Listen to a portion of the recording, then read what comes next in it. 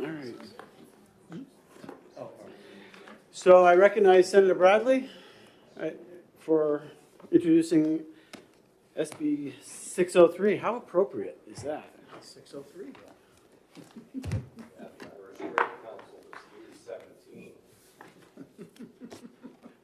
That's awesome. I like that. What? Somebody upstairs is thinking. Oh, no, is it? No, It's my anniversary. Is that your lucky number? What's that? 603? 63. 317. No. he didn't hear my other comment. Oh, no. Oh, okay. I hear it. Senator Bradley, you are recognized. Welcome to, All right. I saw Senator Waters here. You want to wait for him? absolutely, we can wait.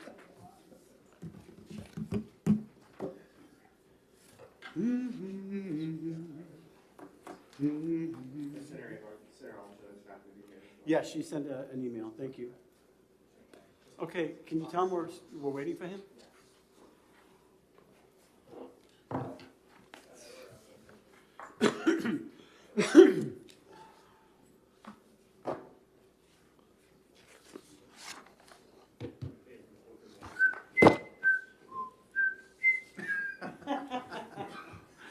Dun, dun, dun, dun, dun. Senator Bradley wanted you to hear this. Welcome, Senator All Bradley. ears. My apologies. Good morning, members of the committee. For the record, Jeff Bradley from Wolfboro. The governor asked me to introduce this piece of legislation, aptly called Senate Bill 603, because it is seeking to do everything that New Hampshire can do under our law to extend the 603 area code. The governor is want to say many times, we're in the 603, and he does that, and a lot of people do that, I think, too, because it's part of our identity, it's part of our brand. Businesses have utilized that in their branding. I think New Hampshire citizens think of it somewhat iconically. And you know what? In a lot of other areas of the country, people do the same thing. It's part of the identity that you grow up with, your area code. Don't ask me why, but it is what it is. Unfortunately, the North American Number Plan Administrator now projects that the 603 area code is going to be exhausted sometime in the next 3 or 4 years, and that we're likely to need a new area code if we don't take action. So what would happen then is if we had 603 and, I don't know, potentially 802, well, isn't that Vermont? Yeah. Yeah, we don't want theirs. But that's the point. It would dilute our brand. And for any, businesses or people that had printed materials with their phone numbers on it and they had to reprint, it would be somewhat costly. The governor instituted Executive Order 2307, which ordered the Department of Energy and Bureau of Economic Affairs to investigate anything that could be done and strategies to eliminate a new area code. The Department of Energy has ordered telecom providers to return unused and available numbers to the pool for available numbers available, but we can do more, and that's where the bill comes in. And Senator Avard, you and I have sponsored an amendment that I think is hopefully something that everybody can agree to. It starts out with a definition section, and then basically the guts of the bill is that the Energy Department should promote and adapt telephone number conservation measures to the maximum extent allowed by federal law. Senator Bradley, do you have a copy of that amendment? Because we don't. Yeah, 722, I do. No, we don't have a copy of it for some reason. We don't. Well, that's not good. Would you mind making copies? Gee, I thought these things just magically appeared, Sorry about that. That's no worries. Thank you. So, this is somewhat based on what Maine has done, trying to extend the 207 in Maine. They were in a very dire situation, so hopefully we can pass this bill and the 603 can live on. And I apologize for not having the amendment. I was looking for it myself, and I didn't see it, so. Sorry about that. And I'll let Josh, who's here from the Energy Department, go through the specifics. Perfect. Thank you for your testimony. Other questions from the committee? Seeing none. Thank you, Senator. Okay. Before I have Josh, though, I'm going to have Representative Tim Horgan. Yes. I have some written testimony. I did email it to you, but pass it around. Yeah, just.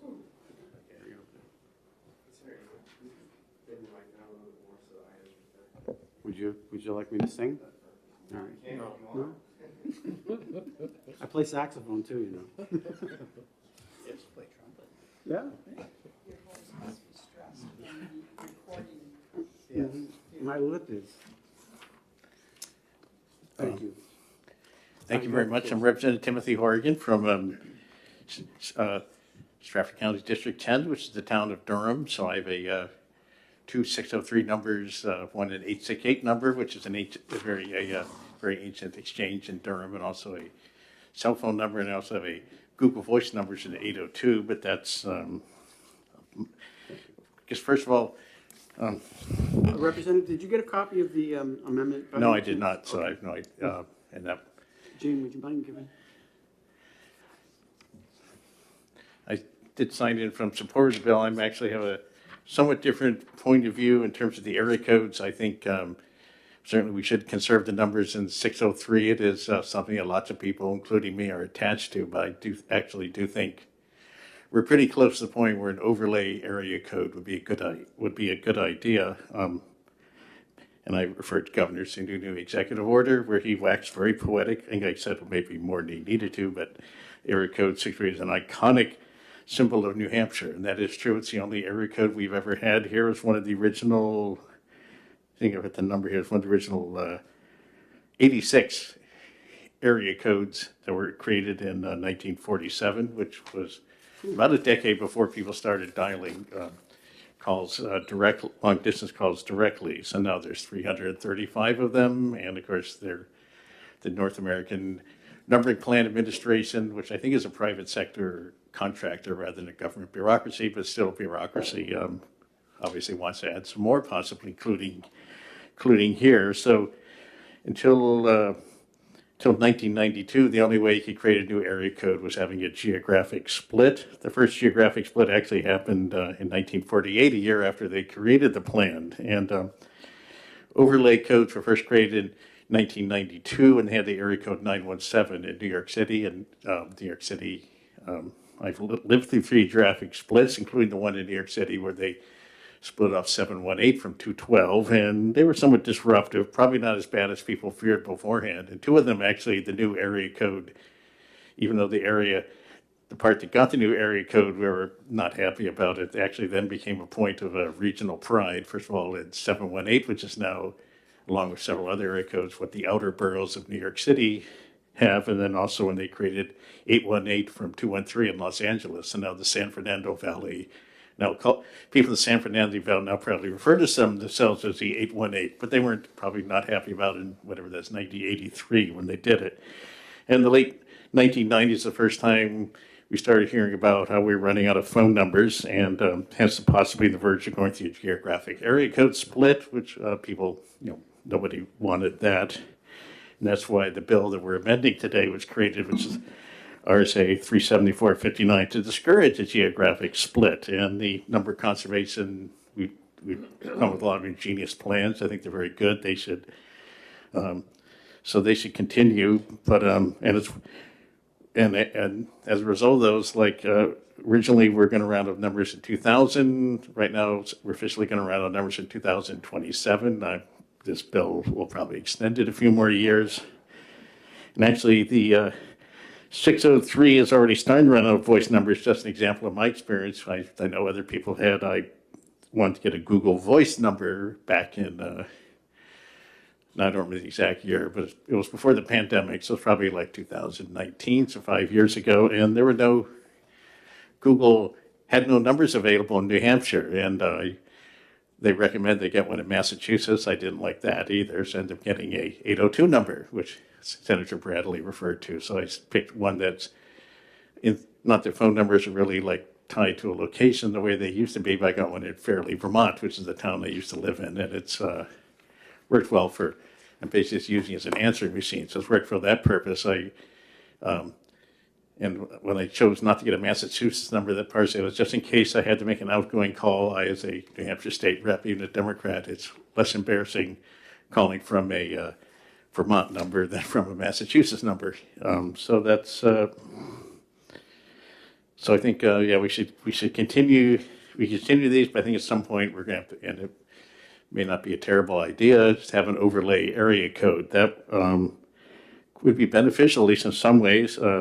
First of all, we would have a choice of more phone numbers, and particularly something which isn't really possible because they're running out of exchange codes, although I suppose the experts may disagree with me, but a large organization can't get its own exchange code because there's only a few exchange codes left. Those are the first 3 digits of your phone number. And also, you also have your choice. If you want to get a customized number, if you want like the last 4 digits of your phone number to spell something, or even all 7 digits of the part after the area code, you would then have more of a choice of combinations that spelled out a word on the keypad. So I think that would, from a marketing point of view, you can still have the 603, like for example in the 617 area code, which is one of the area code splits I lived through. They now have like probably about a dozen area codes in what used to be 617. But if you've ever been to Fenway Park, you'll notice the Red Sox still use the 617 prominently in their marketing efforts, and that would be the same here in New Hampshire. We could still call ourselves the 603. The organizations,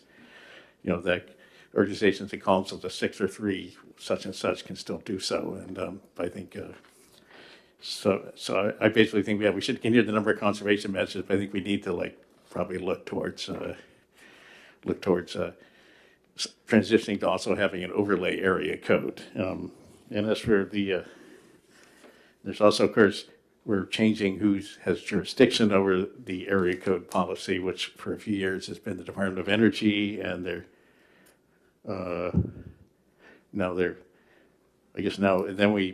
original version bill is going to send it back to the Public Utilities Commission, which I don't have a strong opinion about, although the PUC mostly only seems to deal with the power grid, so that the Department of Energy, in spite of its name, probably seems like a more appropriate agency to be dealing with this issue. So that's, because I support the bill, even though I guess my rationale for it is somewhat different than what Senator Bradley does. And I certainly, as for the overlay area code, the Governor Sununu has a strong opinion about this. Somebody else will be governor next year. Who else? There'll be other small issues that that the new governor has strong opinions on, and may or may not be the next person, whoever she is. It'll probably be a woman, although there are some men running, may not feel the same way about the 603 area code. But certainly, I think the number of conservation actually probably, makes it better for people who want the 603 area code. But so I think I would support this bill. The amendment, just trying to glance at it while I'm talking, I don't see anything that I have an objection to. So I would just express my opinion, which may or may not be an informed one, that you should pass the bill. But on the other hand, the policy of resisting an overlay area code probably should be, we should at least back off from, especially since there's zero chance of a geographic split. They haven't done one since 2007 in New Mexico, and that apparently was a total political fiasco, and they don't want to do it again. And that, I believe, was the only geographic split they've had since the year 2000. So that's not something that's going to happen to us. And I think we all agree that would be undesirable. So that's my testimony. So I'd be happy to take any questions if anybody has some. So you like the bill? Basically, yes. Thank you. I don't know. Questions from the committee? Yeah. Seeing none. Yeah. Thank you for your testimony. Yeah, I mean, the law has always envisioned the possibility of either a geographic split or overlay being foisted upon us anyway. So that's, they've always been able to deal with it. But thanks. Thank you, Representative. Appreciate your time. Julie Smith. Oh, I can tell where you stand. You're an elected official, you're going first. No, I'm not on this one.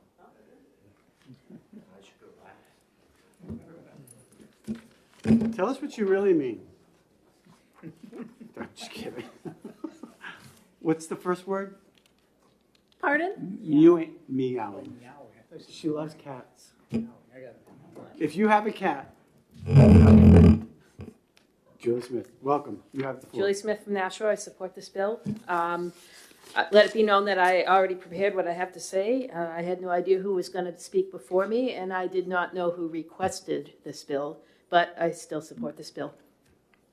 Like many Granite Staters, I hail from south of the border, and my parents still have the same number I had as a kid, the last 7 numbers, that is. In 1977, when we moved into where they presently live, it was a 617 number, as was everyone else's, unless they were out west in the 413. That was universally understood. Then sometime around the same time I moved to New Hampshire, New England Telephone imposed the 508 on everyone outside of 128. Well, of course, the Bostonians got to keep their precious 617 because it was the capital, after all. I don't want to see this happen to everyone outside of the Concord metropolitan area, which includes me, the sponsor, and 4 committee members. Culturally treated the same way, like electronic second-class citizens. I think of the Seinfeld episode where Elaine's romantic interest chooses not to call her because she gave him a newly area-coded number. Then there's the Simpsons episode. While the real Springfield is in the 413, it made a similar point. The VIP people, such as Kent Brockman and Dr. Hibbert, got to keep their area code while Homer and his fellow peasants were stuck with the new one. And back to my childhood hometown, it didn't stop with the 508. My parents now have a 978 number. I know what the opposition is thinking. I must be a nostalgic reactionary that wants to go back to the Stone Ages of Glenn Miller in the Pennsylvania 65000. No, I just want to keep my 603 number, and I know I'm not alone. New Hampshire is slowly losing its identity.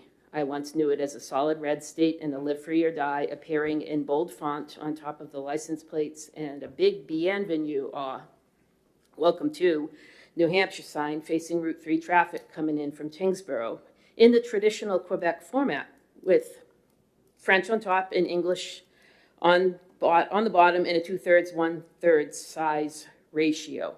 Somewhere on the timeline, the French have been canceled, and I presently see just the live free without the or die. The old man collapsed in 2003. Our famous and cherished primary date is under attack. When Marjorie Taylor Greene was just a young college student, I visited Atlanta, and the Stone Mountain Park ranger was bragging to all of us tourists about how much granite comes from there. I spoke up in a voice much unlike theirs, saying that we live in New Hampshire and we are the Granite State, not Georgia. I'm sure others could add to my list of examples of this insidious and quiet takeover. This bill loudly fights back. Please don't let the purity of the 603 be corrupted by new area codes, and don't mass up New Hampshire by being like them. Vote ought to pass. Thank you for your testimony. Questions from the committee? Very heartfelt. Meow. Okay. All right. Mara from Nectar? Not in support or opposed, very ambivalent, but wanting to speak. Good morning. My name is Maura Weston. I'm here this morning on behalf of the New England Connectivity and Telecommunications Association. Appreciate the opportunity to be here. NECTA members in New Hampshire include Breezeline, Comcast, and Charter Communications. Together, our members serve approximately 485,000 customers and offer services to more than 695,000 locations in 185 communities. We did have some concerns about the underlying bill, which is why I didn't check support or oppose on the sign-in sheet. However, we really appreciate the work of the Department of Energy and the sponsors in drafting the amendment that's in front of you today. We wholeheartedly support that amendment. We applaud Yes, we applaud the efforts of the governor, legislators, sponsors in this committee in working to take steps to preserve the 603 numbers. Thank you for your time. And I have written testimony to submit as well. Thank you for your testimony. Questions from the committee? Seeing none. Thank you. We're just flying today. Chris Rand.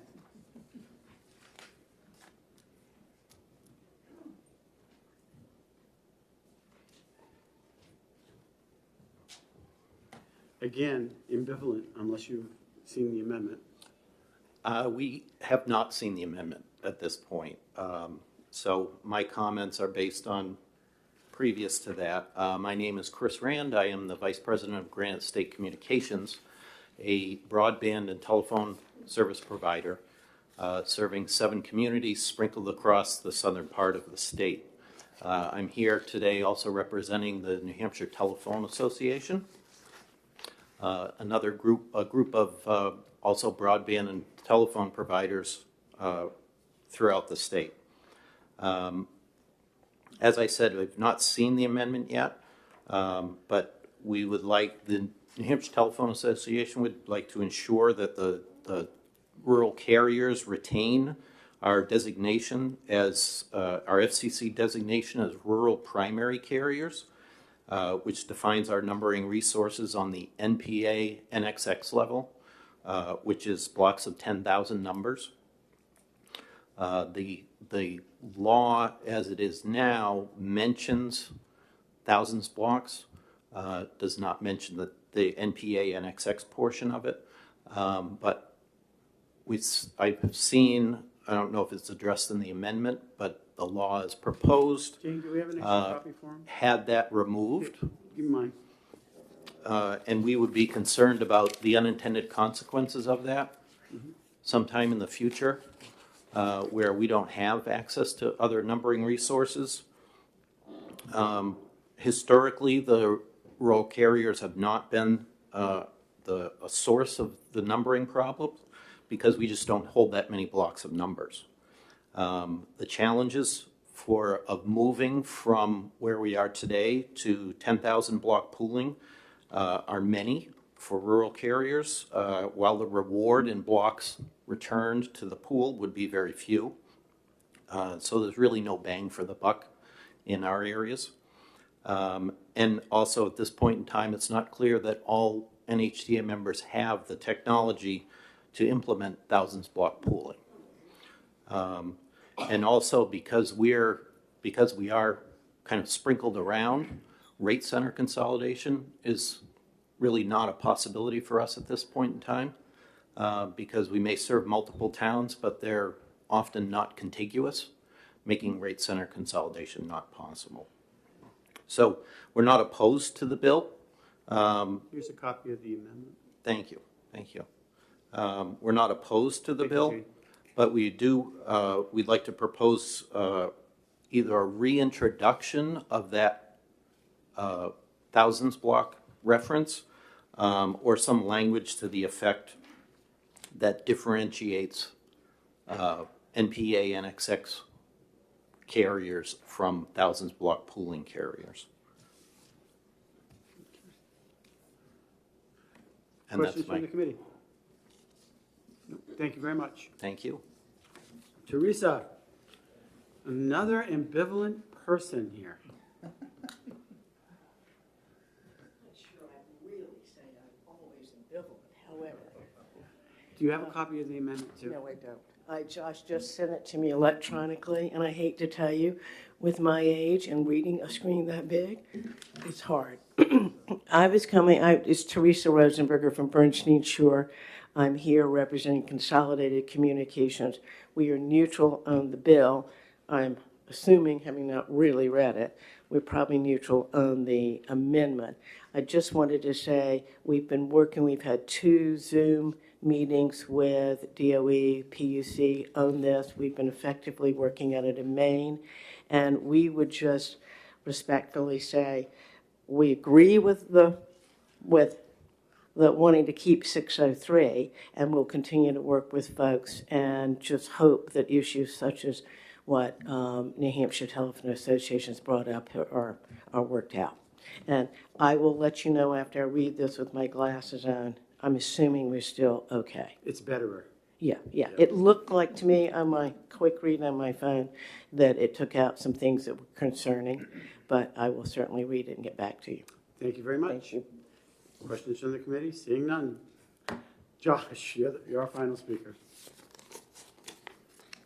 Josh Elliott from the Department of Energy, accompanied by, Good morning, Amanda Noonan, also with the Department of Energy. you have the floor. Excuse Thanks me. for helping draft the amendment. Excuse me. Good morning, members of the committee, Mr. Chairman, members of the committee, Josh Elliott, Director of the Division of Policy and Programs. As mentioned, I have Amanda Noonan here, who is our resident expert on all things telecommunications. So I'm going to let her speak to this bill, but I think the passion that you heard from the first member of the public who testified, I will say I think that's the first time that I've heard a Simpsons reference in public testimony before, and I'm surprised it hasn't happened sooner. I'm very appreciative of it. So anyway, on that note, I'm going to turn it over to Amanda Noonan. Welcome. Thank you. Good morning, all. Excuse me. You've heard several comments about how 603 is an iconic symbol. It's part of the New Hampshire identity for residents and locals. You've heard some impassioned comments about changes in Massachusetts and how people felt about losing their area codes there. New Hampshire is one of a handful of states with a single area code. We've had our area code since 1947, when the original area codes were first established. We've been successful over the years in pushing off the exhaust for the area code in 2000, in 2011.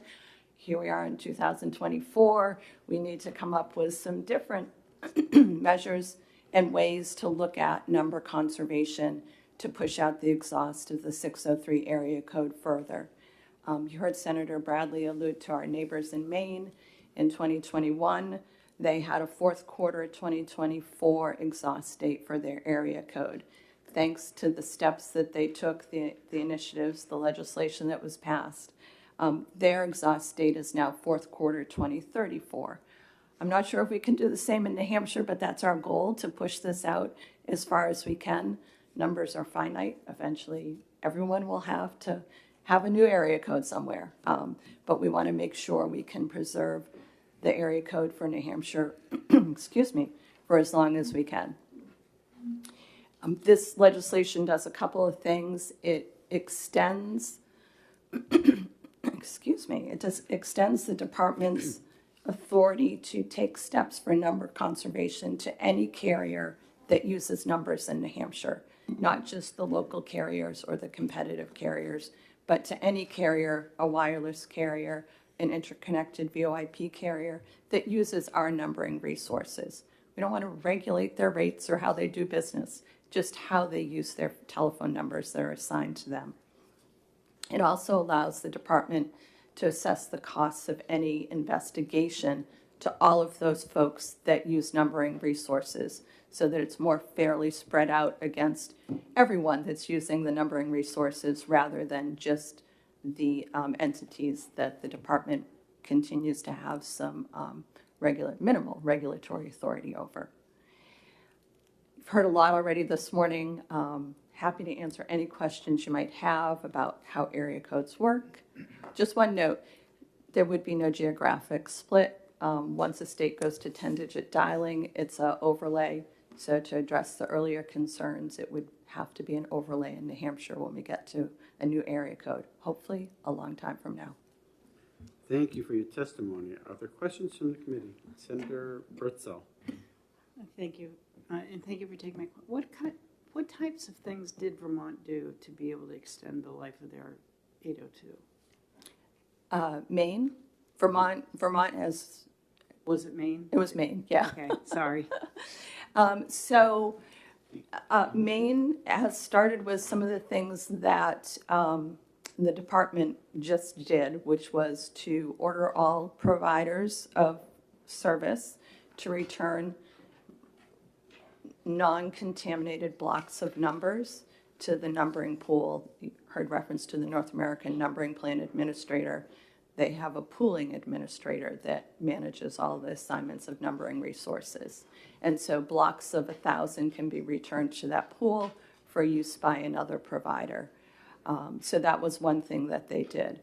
They looked at forecasting. So carriers forecast when they might need numbers based on something, economic circumstances, marketing campaigns, perhaps for around Christmas for a wireless company, say, and project how many new customers they might sign up, how many numbers they might need, what their typical growth is. And so Maine took a real hard look at some of those forecasts, and as a result was able to conserve numbers before they even went out the door. They're also partway down the road to rate center consolidation. You heard reference to with Consolidated.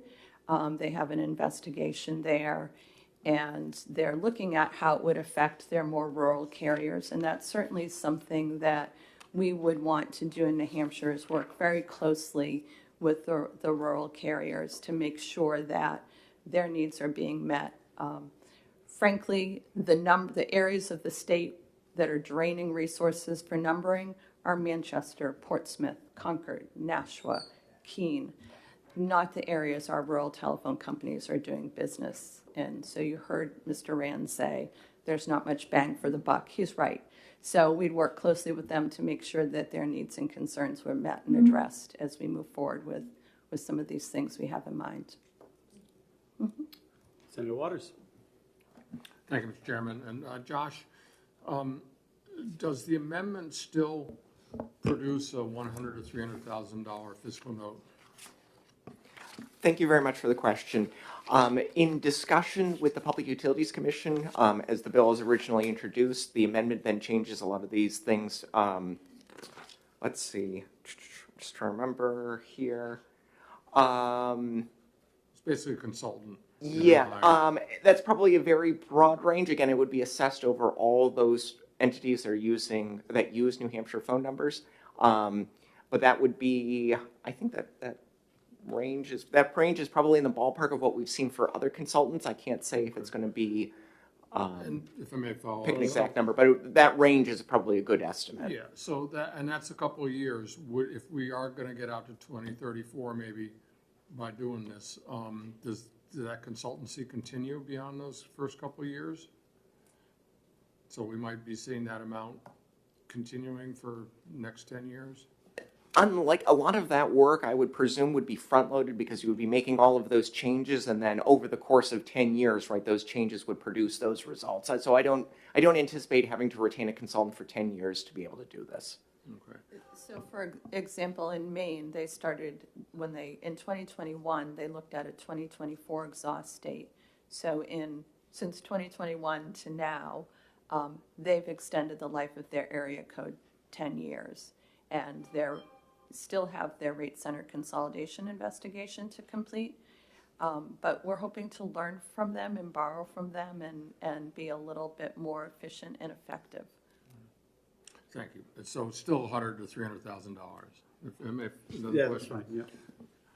So just kind of as much of a comment as anything, but when Therese was up earlier, I was remembering that we were both sitting there in that Hampshire Historical Society annual meeting when the state trooper came in and said the old man of the mountain had fallen.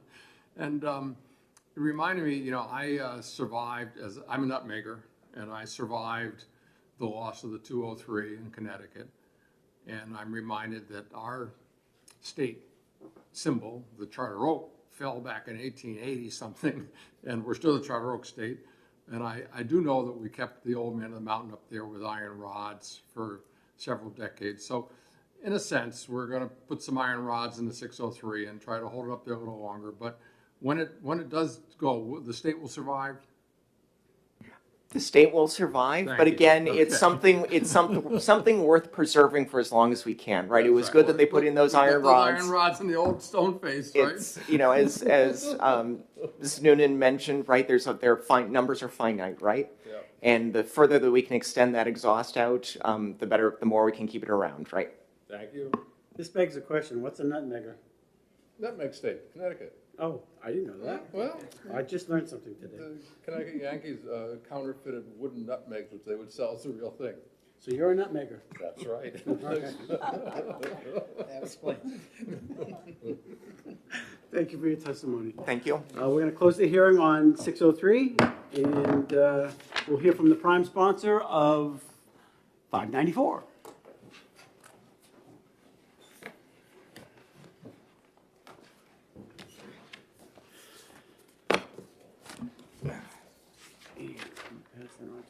All right, good morning. Good morning, Senator. How are Senators, Mr. Chair, Vice Chair, and Senator Waters. Dan Innes from Bradford, New Hampshire, representing District 7, and it's my pleasure to come before you this morning to introduce Senate Bill 594. This bill was an outgrowth of a commission that came together during the fall to explore opportunities to make it easier for small farmers to get to market with meat products. And what I've discovered, representing a relatively rural district and becoming friends with some farmers, one of whom is in front of me, I've learned how difficult it can be for small farms to get to market with a value-added product. So the objective of the commission was to explore this in some detail and try to come to an understanding of what we might be able to do. This bill is an outgrowth of, actually it was outgrowth of the committee's work. And it may not be perfect, but I think it's a good starting point, and it's my hope that through the testimony that we hear today and working with the Commissioner of Agriculture and others, that we'll be able to bring this into a form that might work. Essentially what it does is try to set up a process whereby small farms can process an animal for sale within the state of New Hampshire, not crossing state lines, and find processing within the state that is easy to access. What we learned in the committee was that in many cases, farmers have to make an appointment to have an animal processed up to 2 years in advance, sometimes more. That can be very difficult for a farmer that processes a relatively small volume. I learned further this week from a producer of meat chickens that it's exceptionally difficult to get those processed as well. That isn't included in this bill, but perhaps could be as we massage it going forward. As an example, there is not a processor in the state of New Hampshire that this gentleman can use. He has to go to either Maine, Vermont, or Massachusetts to have animals processed for sale in separate units, let's say, as opposed to an entire bird. So the objective here is to push something forward that will work. And I would point out that both Maine and Vermont have state inspection programs that enable small farms to get to market. And I'll read from a statement from the Maine Meat and Poultry Inspection Program website. And it is, the program, under cooperative agreement with the USDA Safety Inspection Service, implements inspection activities that are at least equal to that of inspection activities of the feds. The Maine program started daily inspections on June 16, 2003. The objective of their program is the same as this bill, and it is to assist Maine's very small and medium-sized livestock and poultry producers by providing an avenue for their product to enter state commerce. And that is the objective here. Similarly, Vermont states on their website, the inspection of these products and processes allows local producers to market their meat and poultry products to consumers, restaurants, retailers, and wholesalers throughout the state. And that's where we want to go. We talk about farm to table. We talk about how important our small farms are. At the same time, we make it exceptionally difficult for them to get product to market, except in very limited ways. Furthermore, I would add, and this came out in the committee and in testimony, if you're sending a steer to be processed, and you're sending one a month, you've got to put that thing in a trailer, get it to its location. It may or may not be processed that day. It's under stress. Cortisol is flowing through its body, degrading the quality of the meat. And in my view, in the view of many farmers, it's inhumane. And small farmers in particular care for their animals, want to see them treated with respect and humanely. So the idea here is that you can kill the animal on your farm and then get it to a processor within the state for sale only within the state of New Hampshire. And there's some parameters around that. I'll let you ask questions of me, but also suggest that there'll be people following me who can also answer your questions. But the bottom line with this bill, and again, I note it's not perfect yet, But part of the purpose of hearings is to make it better.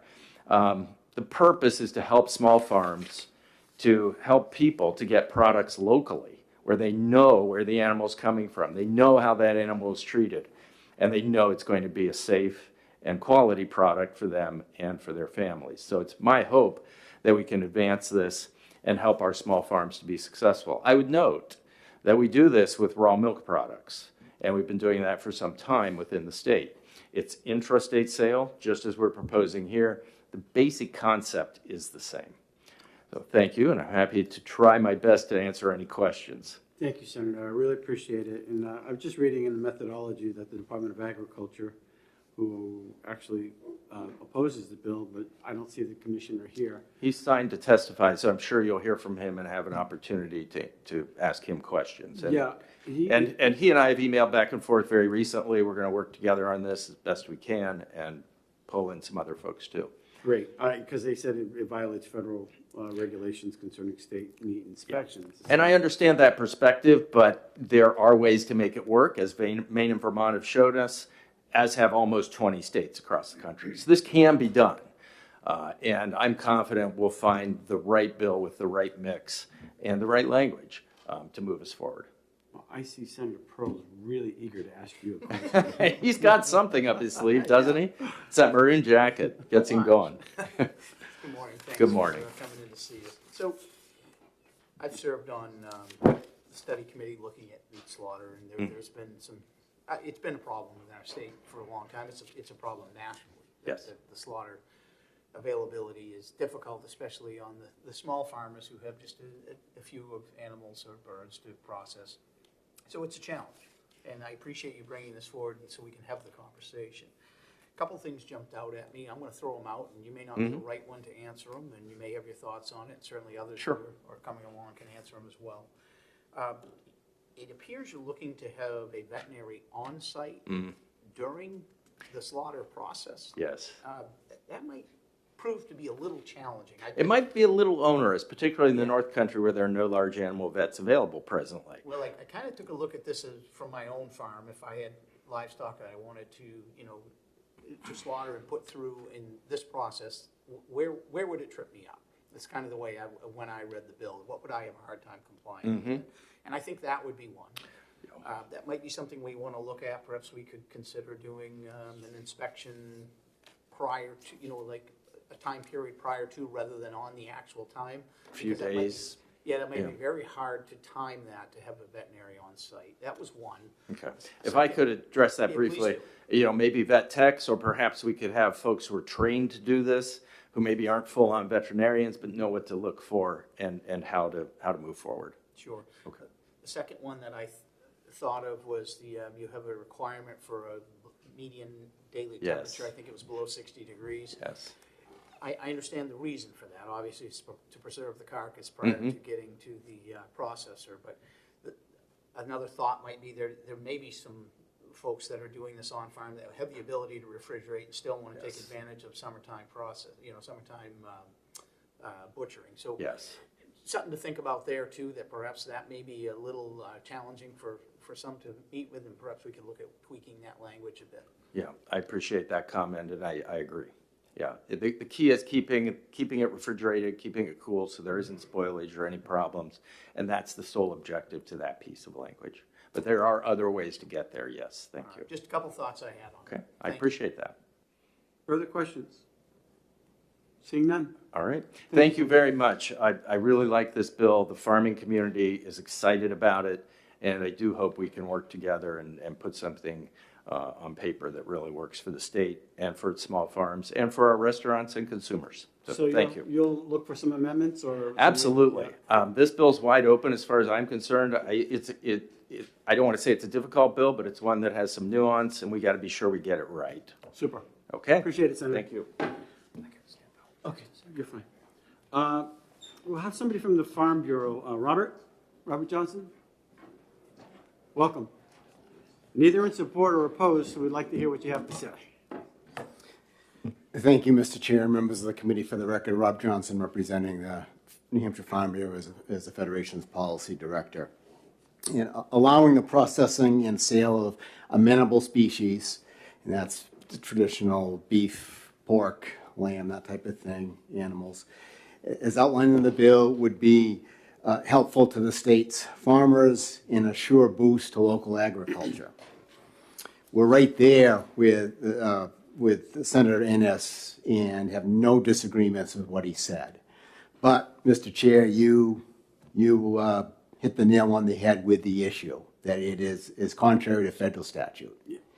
And we need federal blessing for something like this to happen. That's just the way it is. The state programs, as the federal laws say, need to be equal to or greater than federal statute. This is, as Senator Pearl mentioned, this has been an issue for a long time, something that we at Farm Bureau have been trying to crack, along with a lot of other folks. You asked the question about veterinarians, and Senator Pearl asked the question about veterinarians and inspection. There was some legislation years ago, I want to say it was now maybe 10 years ago, that put together a program, a state program, and the inspectors was potentially to be veterinarians or others. And in communications with the feds, they said that they would not go for a program where the inspectors were not full-time USDA employees. So that was the hang-up with the way that was set up. That could have changed, may have. It's certainly worth the effort we all saw during the pandemic with the need and the issues. So this is certainly something that we're on board with, but passing it as is has many concerns for us. Confusion amongst our members, liability issues, and you're also putting your state employees in a position that we don't want to put them. As far as other exemptions, the sponsor mentioned raw milk. There's an exemption for poultry as well. There's limits up to 1,000, and then another exemption up to 20,000 birds. So there is exemptions within the federal statute, but there are no exemptions for the amenable species that we're talking about: beef, pork, and lamb being the major ones. I want to point out a couple of items in the draft of the bill itself. On page 1, line 5, it says we're a state-approved processing facility, and we're talking slaughter and/or processing.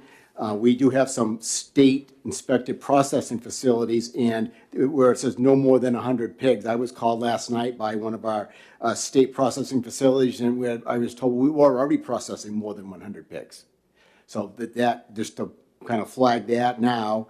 And also on page 3, line 6, where it talks about the facility should be inspected by the state veterinarian or designee. Well, the Department of Health and Human Services already has authority there and does it for these processing I'm sorry, facilities. what line was that? Page 3, line 6 and 7. Just a couple of things has just come to my attention I want to point out.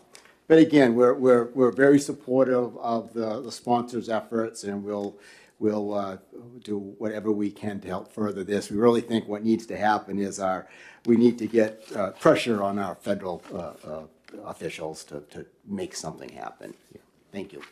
Thank you for your testimony. Questions from the committee? Yeah, if I may. Yeah, Senator Waters. Thank you, Mr. Chairman, and Rob, thank you. So just to clarify on the federal issue, that until we get that change, we can't really do this, is what you're saying? Correct. Okay. Thanks. Do we need new legislation from the feds or just rules? So we need. There is an open farm bill right now.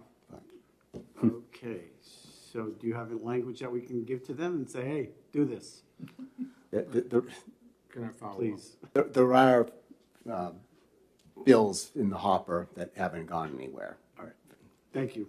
Senator Waters with another question. Yeah, and so Senator Ennis referenced some of our neighbors trying to find a way to do this. Are you aware of what they've done about the federal regulation? They have state programs that are equal to or go beyond the federal program. So that's the key. If we had a state program and could fund that, then we'd be good to go. But with lacking that, for a variety of reasons, we're lacking that. We have to go by the federal. Again, yeah, their programs are equal to the Okay. federal programs. Thank you. Yes. Yep. Thank you, Mr. Chairman. Thank you very much for your time. Commish?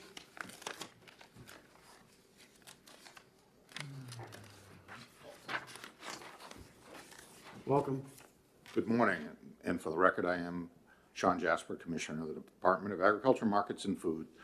I am here in opposition to the bill, but with great sympathy for what the sponsor is trying to accomplish and for some of the issues that are out there. Before I forget, I want to address Senator Waters' question. I've never been able to figure out why any state would want to have a state program, because in that case you have to provide half of the funding, whereas a federal program, all of the funding for the inspection is provided by the feds. As a matter of fact, this fall I had the opportunity, I was in Cheyenne, Wyoming for a meeting of all the commissioners, secretaries, and directors of departments of agriculture, and I asked a commissioner from a large Midwestern state why they had a state program and what the benefits were. His answer to me was, I don't know, it was here when I got here.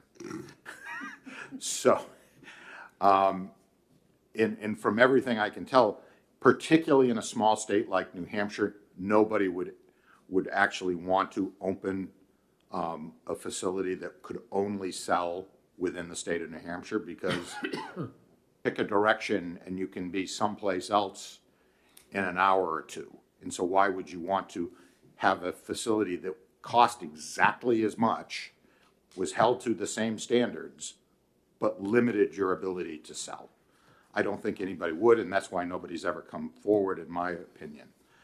Now, what are the alternatives with the federal legislation the way they are? There is one alternative that nobody has ever come to me and talked about, because you have to have that full-time inspector. But there's nothing that says the inspector has to be dedicated to a facility. And I understand that part of the problem is there are people who would like to be able to slaughter and sell within the market, but they can't, because right now you have to have 40 hours of work. And I've talked to others about, well, what if you had a roving inspector? If there were 2 or 3 facilities within the state that these inspectors could go to, would that be something that is a possibility? I've been told yes, because there's nothing that limits that. You'd have to find the right person willing to do a lot more traveling. There might be some costs involved in that maybe the processors would have to bear.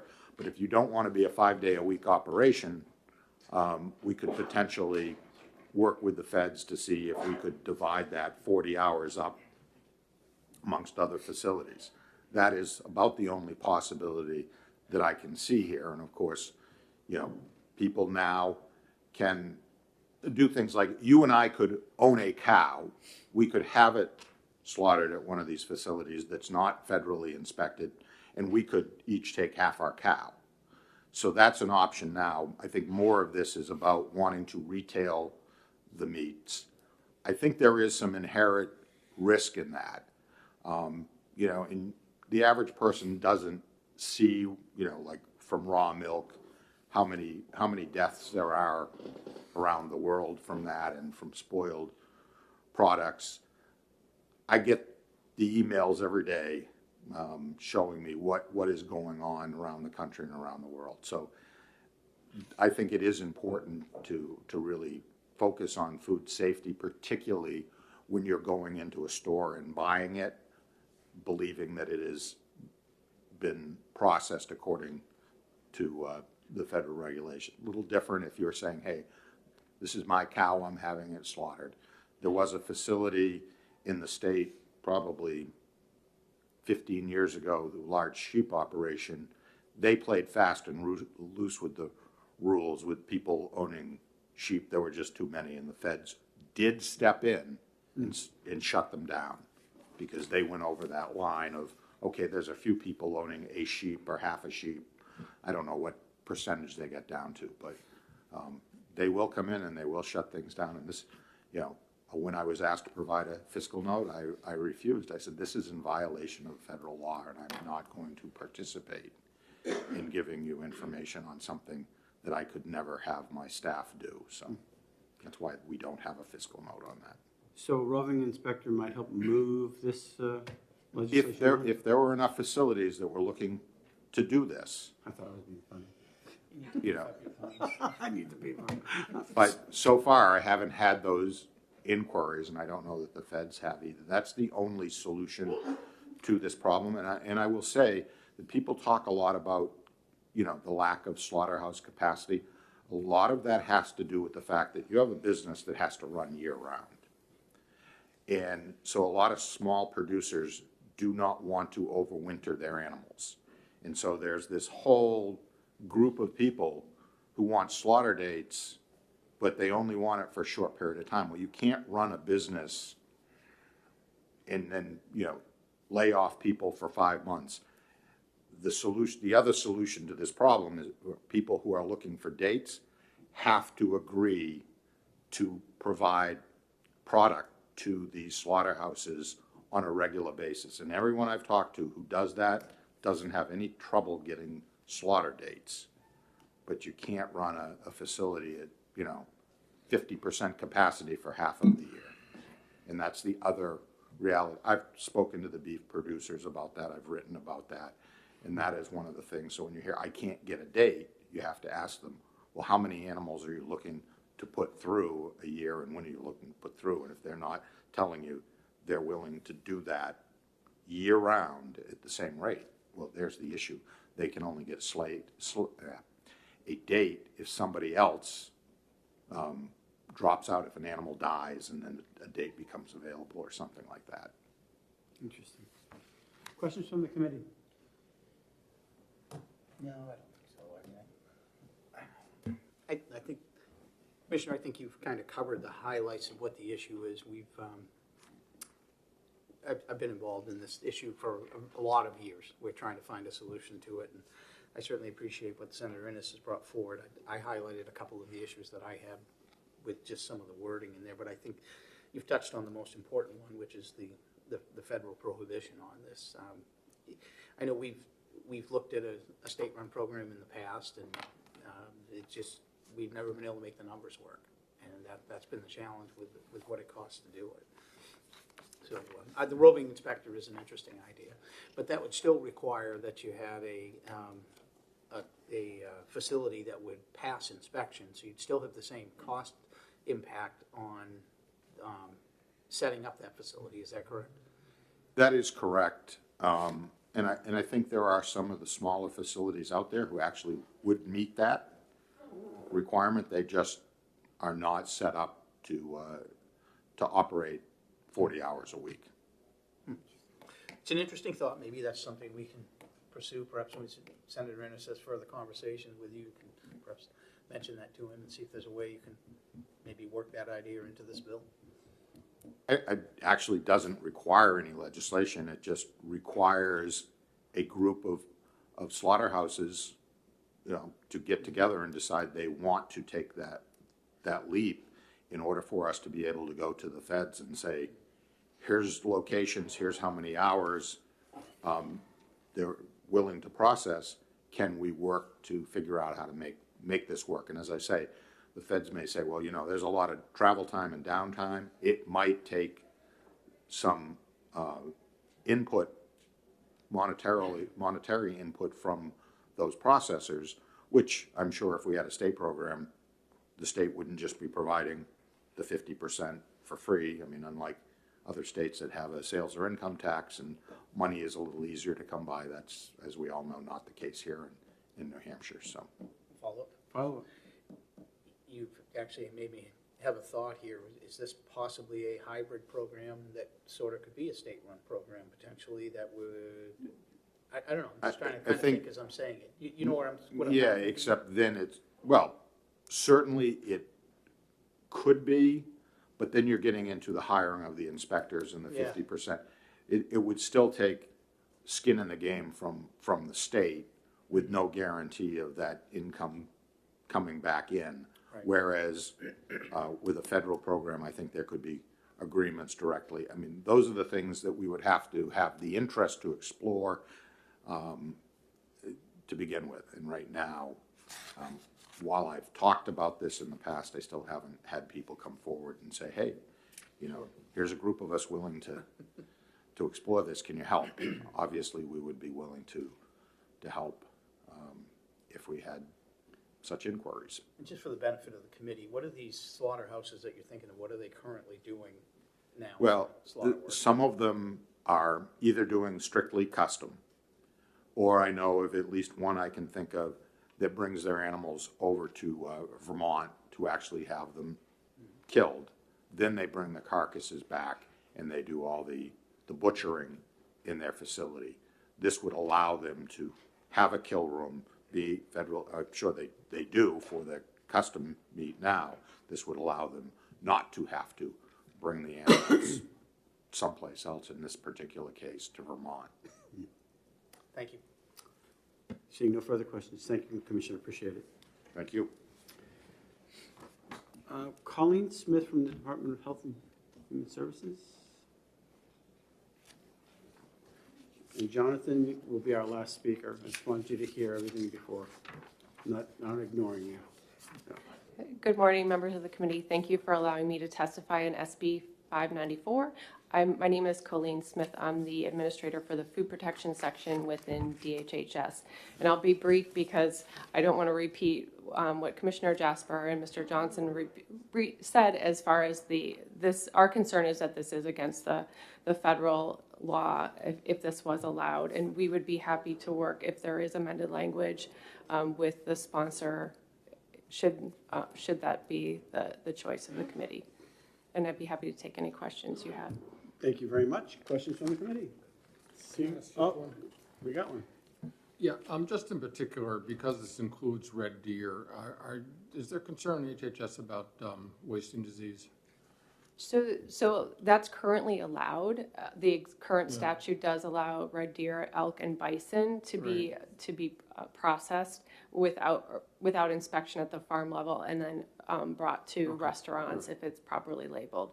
So that was explored last year when that was allowed, and Fish and Game was involved in that testimony. So thank you.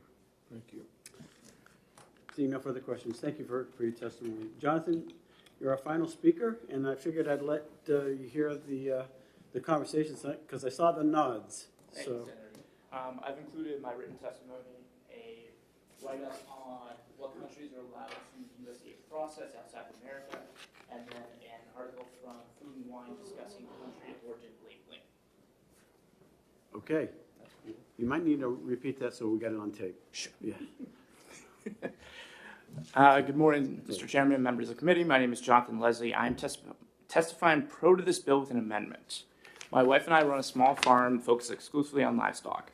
My amendment suggestion would be to include poultry for this processing. I understand this bill is against federal regulation, but it's not. Unfortunately, sometimes federal regulation doesn't work. We started our farm in 2020, and it's been a struggle to grow successfully. In order to sell cuts, we need to get our animals processed at a USDA processor. In New Hampshire, there are 3. And in order to get slots, we don't have year-round animals because we're small. We're just starting. We don't have the capacity for that. We don't have the money. Our setup isn't really advantageous to be raising animals year-round. And it wouldn't be great for our animals because our pasture would get overused. It just wouldn't be healthy. So in order for us to get slots, we have to book processing at USDA processors, whether the 3 in state or 1 in northern Massachusetts and Groton, over a year out. That's approximately, our pigs are slaughtered about 6 months, and this is actually before they're even conceived. I love farming, but this is really restrictive, and sometimes I'm just like, why am I doing this commercially? Like, why am I trying to get my neighbors healthy food? Because those restrictions are so difficult to deal with. For some of you committee members who aren't fully read up on USDA rules, right now Granite Staters can purchase imported, slaughtered, and processed meats from countries including China, Brazil, and Namibia. There are USDA inspections for those processors, but they're not there full-time like they're required to be in the United States. That same meat can also be labeled as a product of the United States if it's repackaged in the U.S. under country of origin labeling rules. There was a rule put up in March of 2023 to change that, but it has not been adopted yet at FSIS. We can also purchase cube cantaloupes shipped throughout the country that causes 8 deaths and 90 hospitalizations. That has no repercussions for that country, that the company that shipped that cantaloupe. We can also purchase mass-produced foods that cause diabetes, obesity, and other diseases which cost the country untold billions annually. What we can't buy is a single T-bone steak grown by our neighbor, processed by our neighbor without the federal government approval. Granite State farmers can also not get meat chickens processed at a USDA facility in-state, as there are none. The nearest processors are in Vermont, Maine, and Rhode Island. They also have processing spots booked a year out, and you have to have batch sizes of at least 100 birds. Farmers can process on-farm with exemptions, as the commissioner stated, but in order to do that, you need equipment, which is expensive. For farms starting out, it can run up to $1,000, $1,500, which is a really big investment when, hey, I don't know if I'm going to be running my farm for that long. It also takes several days of processing a lot of times, and the majority of farmers have off-farm jobs. I work in IT. My wife is a PA. This bill will allow fellow Granite Staters to build thriving businesses. I don't know about all the committee members, but I trust my neighbors way more than I trust a processor in China or Nambia.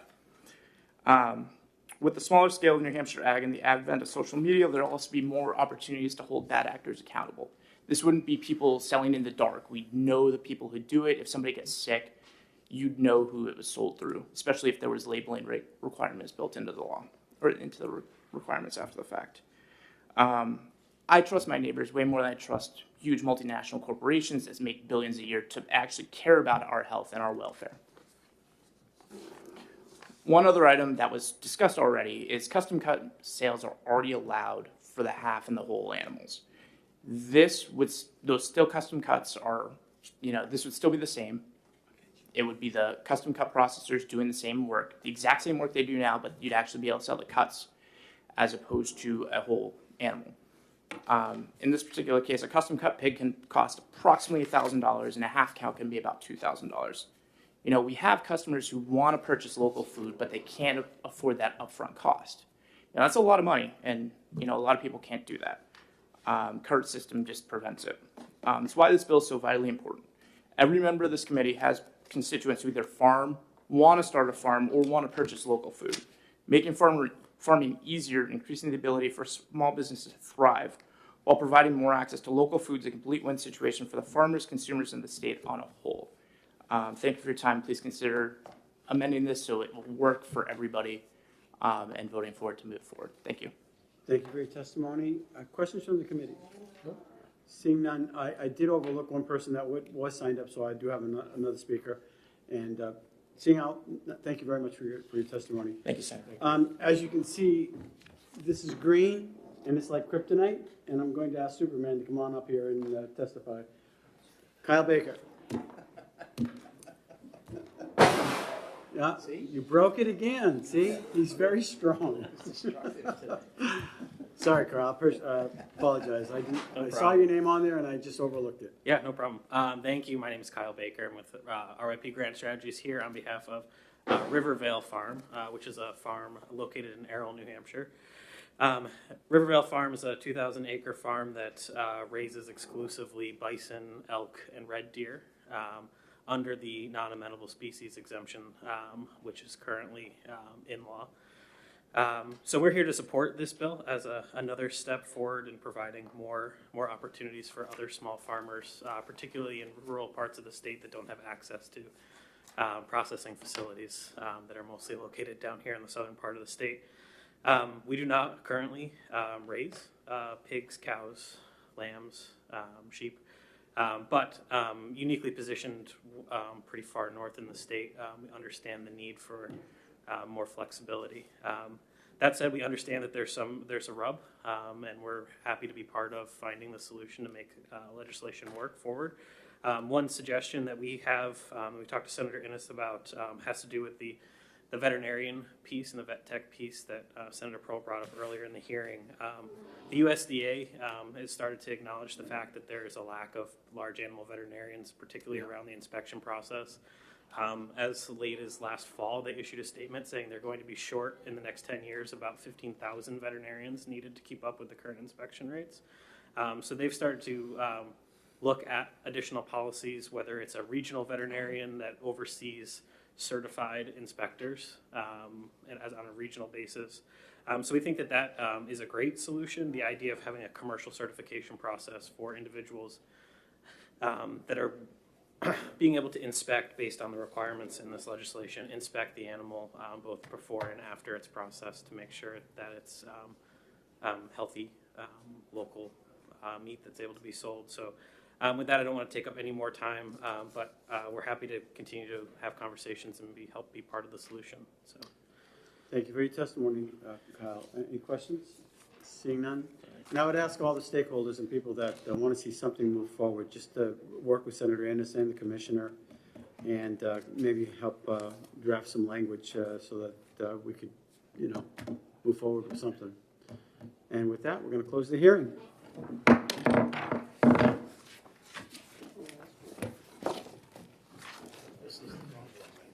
Yeah.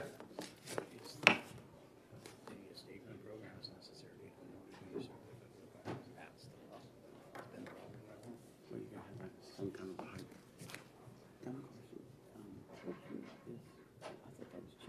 Is it egg too? No, I don't think so. Senator, welcome. You have the floor.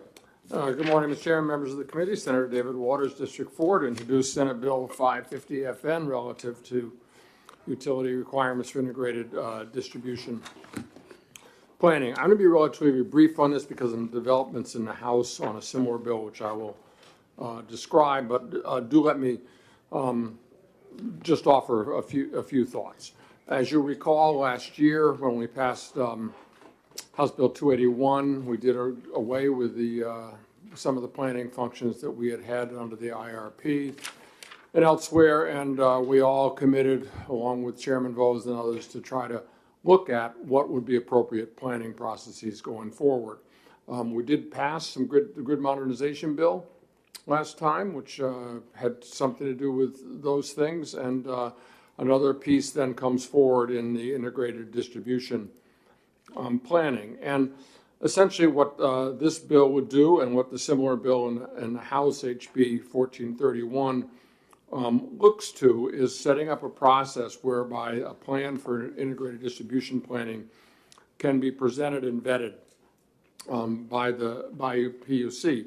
And the value of this is that it lets the utilities plan for what the distribution needs will be over a 10-year period, and to have that kind of vetted before they have to come in for a rate case. So it would provide some relief from potential risk, and also would provide a process whereby a lot of issues can be worked out in the plan that then wouldn't stall out at the PUC when an actual rate case came forward. So you see in the bill the kind of components of such a 10-year plan, and then the process that the commission would undertake. Now, when I was first working on the drafting of this bill, unbeknownst to me, a House member took that language and introduced it as a separate House bill, which is House Bill 1331, and House STE undertook good work over several sessions to try to amend that bill, which they have done, and it passed 20-0 out of the committee as on consent in the House. I am looking over that amendment. I have asked Josh Elliott at DOE to take a look at what they came out with, because they added gas in to part of the planning requirements, and that took a lot of discussion over in the House, and I want to make sure that this is going to be okay with the Department of Energy as they're looking at how the bill has come forward, so that what I'm going to request for us is that we hold on to this bill for a few weeks, because we have a little time before we have to deal with our FNs, just to make sure that what the House did is okay, and to make sure the House passes what it's going to pass. I mean, what they put on consent for their next session, and then we'll be able to relook at this in a couple of weeks and just see where we are and whether we need to amend it, or whether we just want to hold it, whether we want to amend it, with similar language, something different from the House, and then, so I have a bill in play in both bodies. But that's where I am, Mr. Vice Chair, and be glad to take any questions. Thank you, Senator. Questions? Seeing none, we appreciate Thank you. it. All right, Josh, I guess we'll bring you up next. You're the only one in opposition, so let's hear what you got to say. Yes, and Tom France, I'm sorry.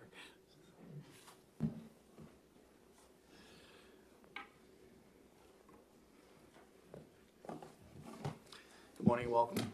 Good morning, Mr. Vice Chair, members of the committee. Josh Elliott, Director of the Division of Policy and Programs with the Department of Energy. With me, I have my colleague, Tom Franz, who is the Director of the Regulatory Division at the department.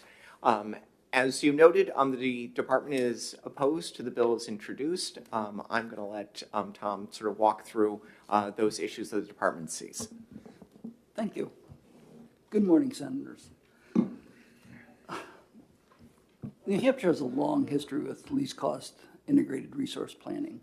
And I have to say that it's, in my opinion, and I've been around for almost all of it, a mixed history. Are there benefits of least cost plans? There's a lot of data, a lot of information, a lot of questions. There's certainly some value there. There's also tremendous cost. And we should always recognize that a lot of this material is available elsewhere and probably in more important proceedings than in the least cost plans. The least cost plans have great one-stop shopping. They have a lot of information in one place. It's a useful place to go get information. But we shouldn't forget that we get reports. We get a lot of this information in other filings. We get a lot of information through rate cases.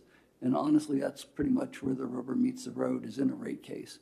I've seen least cost plans historically have no information about major projects until we saw the actual rate case, even though they were filed recently before the rate cases were filed.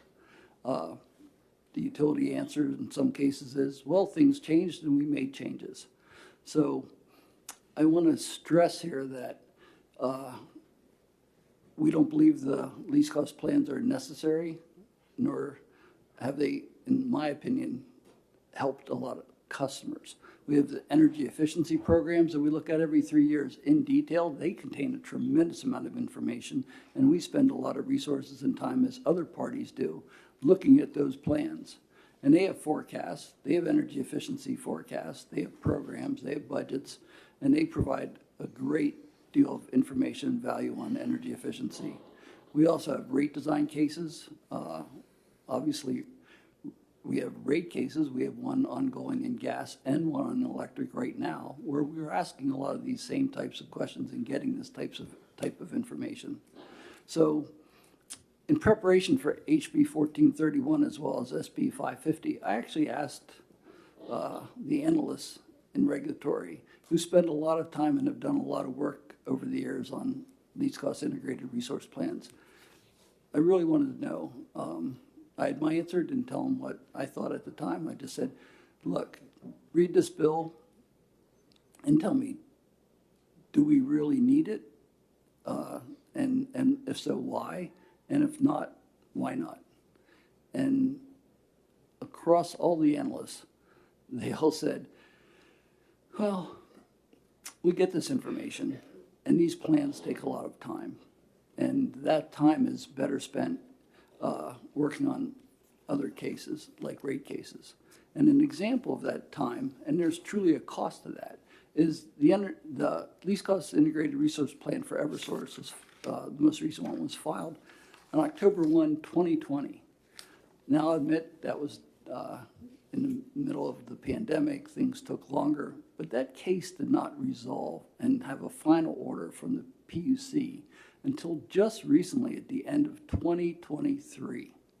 It had updates, changes in information, more testimony, briefs, and finally the PUC basically approved the plan. So honestly, I'd rather have the resources and time and effort in a rate case than in doing the energy efficiency cases, doing vegetation management cases, looking at reliability in those dockets, than having our resources devoted just to these least cost integrated resource plans. One more, if I may, short side story. When we restructured the industry in 1997, 1998, the PUC issued orders concerning stranded costs for each utility. And the stranded costs associated with Central Vermont Electric Company, a subsidiary of Central Vermont Public Service at the time, was significant for their size and was based on the utility knowing that it had power purchase agreements that were costly and should have been terminated in the PUC's opinion. Now, they appealed that case and took it to court.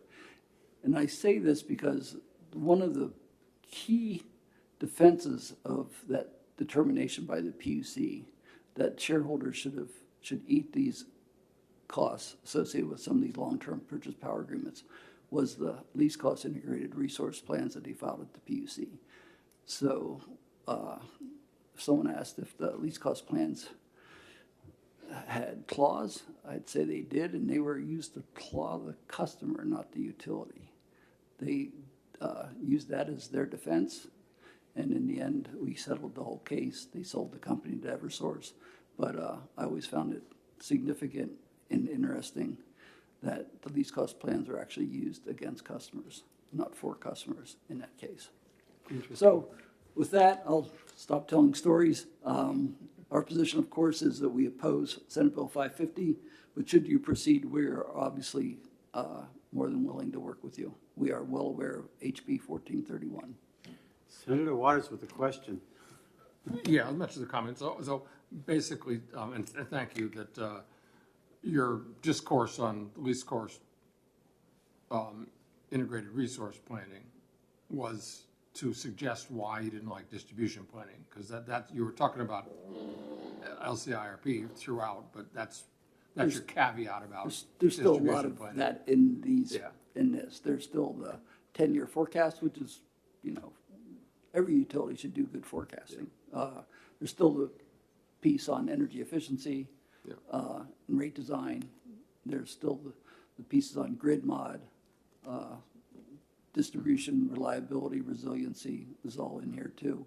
And those are areas that we just look at constantly, and especially in rate cases.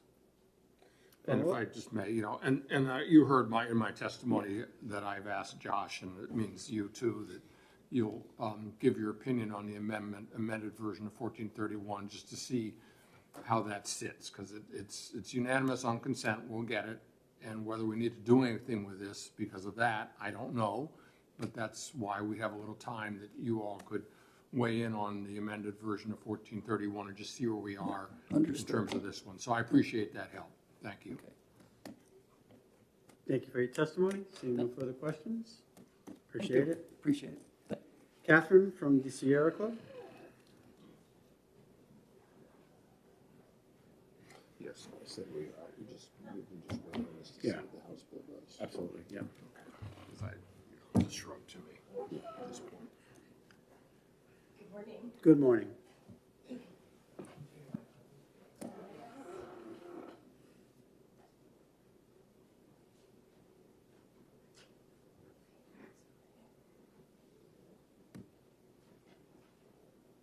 Thank you.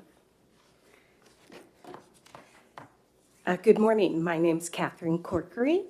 I'm from New Hampshire Sierra Club, and we represent about 15,000 or 17,000, I forget, folks, members, and supporters in the state.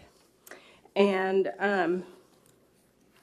I want to first say we support the spirit of the bill, and we really appreciate following up on the promise from last year to reintroduce the planning process. So thank you for that. But we have some issues with the original bill, and they are 4 in number, and we presented, I presented this information to the House as well. And because it's the same bill, it made it a little easier to prepare for. But first off, we wanted to include all utilities, not just electrical utilities, that there should be a process for all of them that is similar. Secondly, all costs should be all costs, that anything that gets passed on to ratepayers should be vigorously reviewed by the PUC. And it should be accessible and easy for ratepayers to see this. That is a huge value. I don't know if you've spent time trying to find something at the PUC website. It is not fun or easy, but it's accessible in a way. But to have to go to each and every case to find out information that you as a ratepayer are responsible for, a planning process, a planning docket could help address that. And all infrastructure. I'm kind of saying the same thing all 4 times, but all energy infrastructure needs to be included. Their utilities have lots of people putting together these planning. They do lots of construction, and it's big, and it's big numbers. But we don't want to exclude any of these costs that do get passed on to ratepayers. And we support this because it does help ratepayers. This planning happens before the money is spent. Planning happens before the money is spent. Rate cases happen after the money is spent. And it's very hard to tell an entity that they spent their money wrong after they spent it. And you can't take away a construction project after it's built.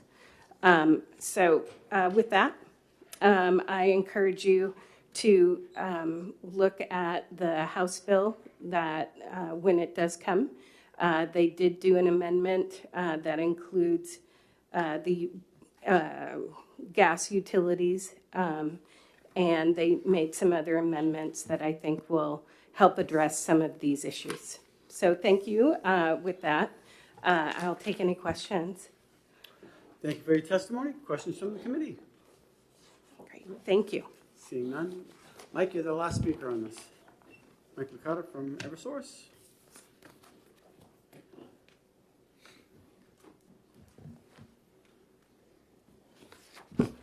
Good morning. Michael Licata, representing Eversource. I'll be fairly brief. Eversource does support SB 550 and did testify in support of 1431 in the House. We do believe that this would set up a reasonable regulatory framework by which the Public Utilities Commission would have the authority to review and approve utility long-term capital planning. It's a fairly straightforward process called for under the bill, a 10-year customer load assessment, projection, assessments of the impacts of energy efficiency on that, the infrastructure required to meet that demand, an assessment of what's known as non-wire solutions. So can we meet that demand through another method other than building wires, basically building transformers and the like, and then an assessment of really the consistency with the state energy policy and environmental and price impacts. Senator Waters did reference the amendment that was adopted by the ST&E committee. We are supportive of that. We think that it helps focus the bill and hopefully address some of the concerns raised by the Department of of energy. I do want to highlight that absent a regulatory framework like this, as the department testified, the first time they're going to see some of this infrastructure is after we have built it and we're trying to put it into rate base and have customers pay for it. We think that it is a better process, better for the utility, and more importantly, better for the consumer to have that discussion as part of a planning framework before the infrastructure is built. And then lastly, quite frankly, I agree Eversource agrees with a lot of the criticisms that you heard from the department on the least cost integrated resource plan statute that was repealed last session. That was really developed as part of when utilities were vertically integrated and owned generation, transmission, and distribution. A lot of that language was not applicable to today's regulatory framework when utilities are essentially just poles and wires companies.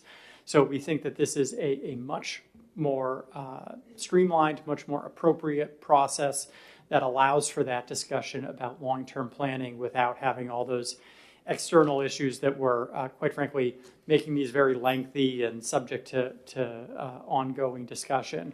And finally, I would say that the bill doesn't include a requirement that the commission must render a decision within 12 months of the filing. So hopefully to keep things focused, keep things moving, have efficient reviews. We don't want these lengthy, protracted reviews either.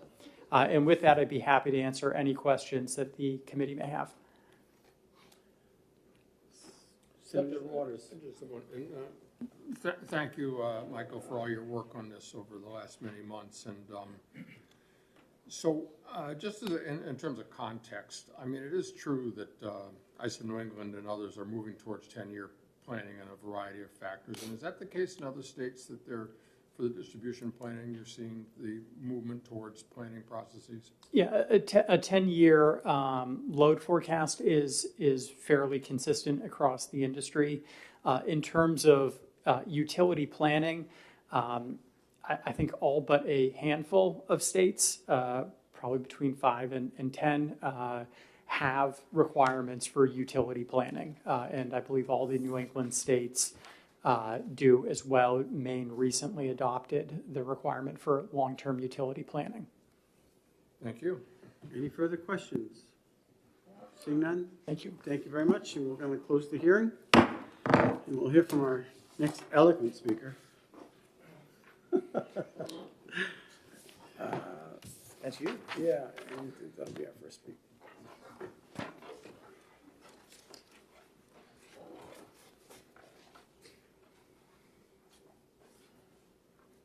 All right, we will open the hearing on Senate Bill 595 and recognize the prime sponsor, Senator Abard, our chair. Thank you, Mr. Chair and committee members. I'm Senator Abard from District 12 as the prime sponsor of 595 relative to the rates of pole attachments. And I want to thank the Department of Energy for helping draft the legislation as well as the amendment that I'm bringing forward to this morning. This amendment clarifies and improves upon the underlying bill, and I ask you to support the proposed amendment to SB 595. SB 595, as amended, is an important piece of legislation. And first, it aligns New Hampshire's administrative rules relative to the pole attachment rates with statute. Secondly, as the Federal Communications Commission and National Telecommunication Information Administration have confirmed that transparent predictability and fair pole attachment rates and accelerated dispute resolutions are key elements to the good infrastructure deployment policy. This bill is about providing predictability, transparency, and certainty to the process that is critical to the New Hampshire goal of universal broadband access.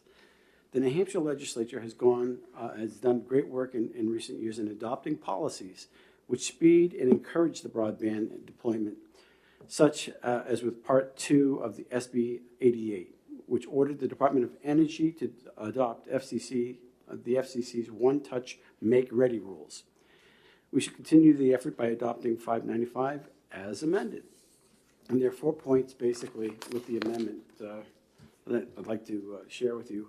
First, 595 directs the Department of Energy to adopt a formula for use when resolving disputes between pole owners, utilities, and entities like broadband providers, attaching their networks to the poles.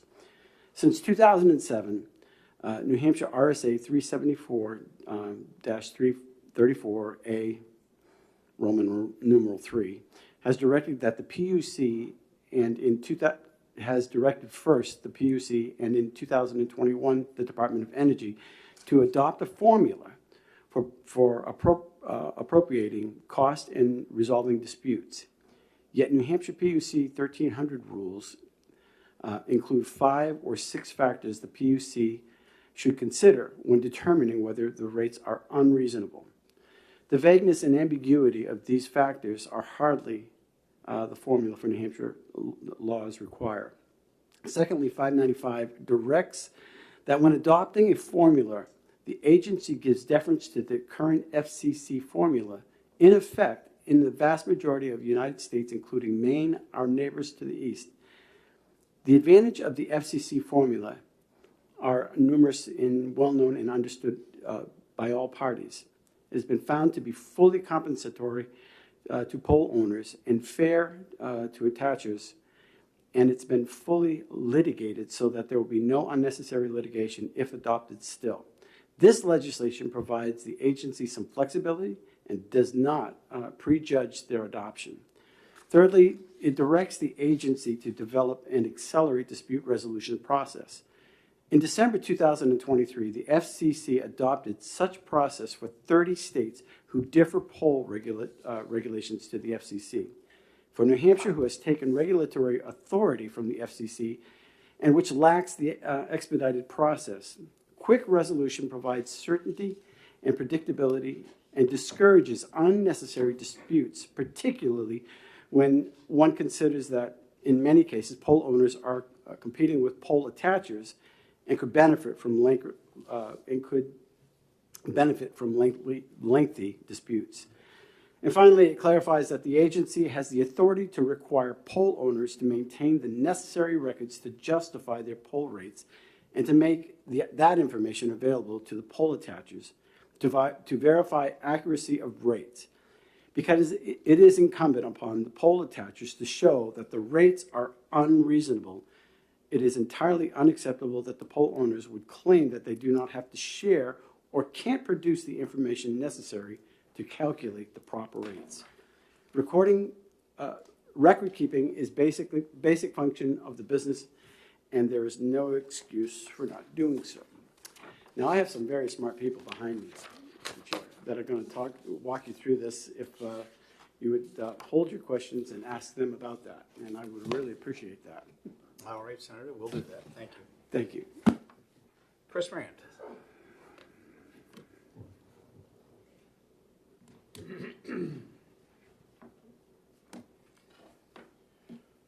Good morning. Welcome to Energy and Natural Resources.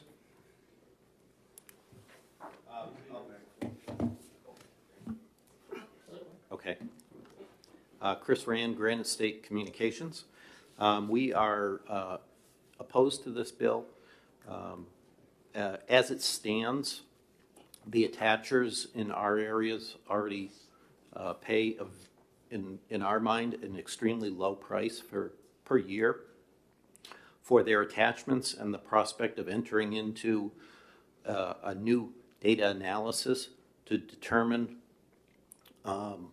new pricing for that is, we see it as an onerous process, and we're not positive that it would yield results that really would allow us to recover the cost of doing all of that data analysis. Thank you for your testimony. Questions from the committee? Seeing none. Thank you. Oh, and one more Oh, item no, I forgot to you're mention. done. It's there. Sorry.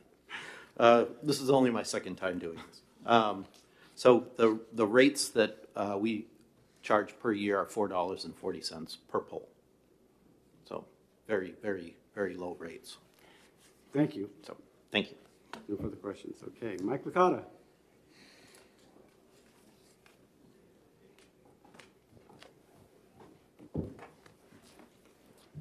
Thank you. Again, Michael Licata representing Eversource. Appreciate the opportunity to comment on SB 595.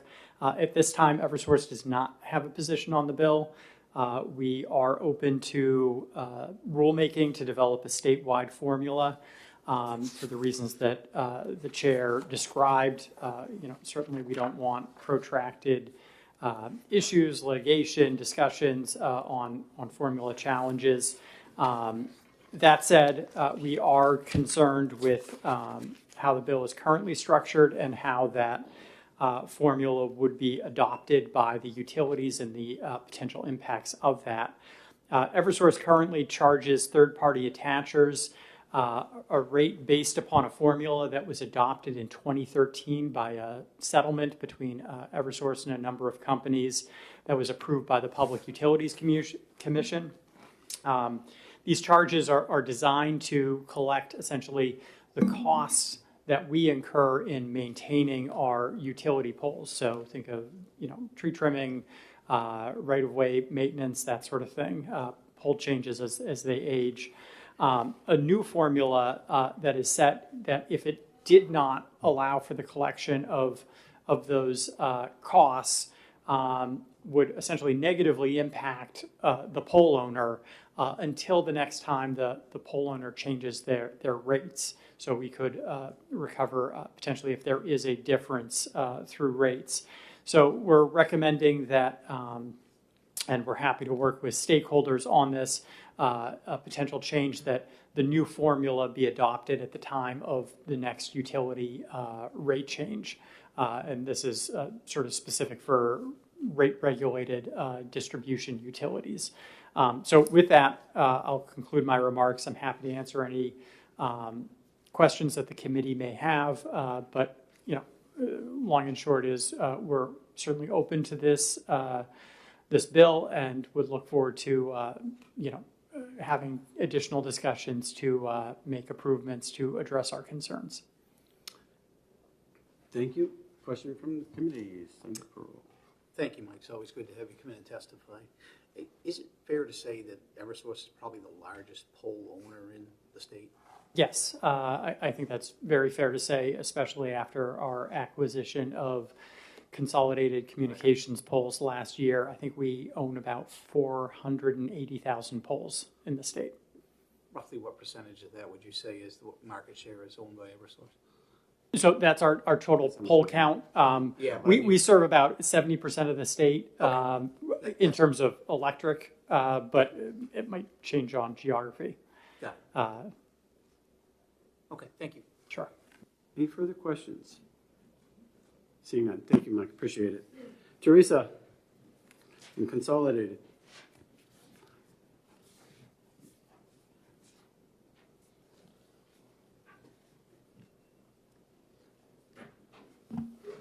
Thank you, Mr. Chair. Teresa Rosenberger, Bernstein Shore, and I'm here representing Consolidated Communications, and we respectfully oppose the bill. Consolidated sold 75% of their poles to Eversource. We still own about 100,000 poles in the Co-op, Unitil, Liberty, et cetera, territories. There was a docket of the PUC in 2022. In fact, they was filed in August of 22. The decision was February of 23. That's pretty good, pretty fast work. And here we are 1 year later changing that decision. The PUC made the decision, and this was a case between Charter, Comcast, and Consolidated. And the PUC decision was that the petitioners, Charter and Comcast, had not proved that the pole attachment rates were unjust or unreasonable. So, in layman's terms, they lost. And here we are a year later putting in legislation to overturn the decision made by the PUC. we would respectfully say that's not a great precedent, that when somebody loses to come to the legislature and say, okay, let's overturn it. We also would say, if this is going to be the case, that we get all the stakeholders in the room to talk about coming up with a formula. Because the bottom line is somebody has to pay for those costs. And are we now, and there's talk about broadband. Well, guess what? Consolidate's building broadband as well, as is Mr. Rand at Granite State Telephone. So are we advantaging one set of customers over another? In the case of the utilities, as you just heard Mr. Licata say, you got to pick up that cost somewhere. So what's the impact to the ratepayers, or what's the impact to the customers? Because somebody has to pay for it.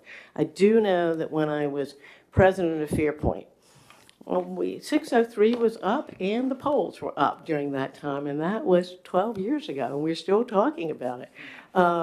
However, I do know at that time we went, and Amanda, I think Ms. Noonan was still at the PUCC. We went back and asked if we could raise our attachment rates, and we inched them up a teeny weeny bit. But the bottom line is Fairpoint was losing money on the polls, and we were not recouping enough revenue from the attachees to pay for the cost of maintaining the polls. I will say I did try as president to sell the polls to Eversource. It took 12 years, but they did it. So bottom line here is this is really, it's complicated, and somebody's got to pay, and I think we need to get everybody in the room and make it equitable. This language says to me, frankly, reading it, that you're pretty much mandating the FCC formula. And I think before we do that, we really need to have a conversation about it and get all the stakeholders in the room, because it does impact the entire industry. So I respectfully, always hate to oppose a bill of Senator Abart's, but I respectfully oppose and happy to answer any questions. Thank you for your testimony. Seeing no questions, I'm kidding. Any questions? She's smiling again. I know, but still, it doesn't hurt as much as it did last week. Thank you. Yeah. Thank you, Teresa. Appreciate your testimony. No questions? No questions. Good, thank you. Jill? Is there a Jill in the room? Unless I'm reading that wrong, Jill.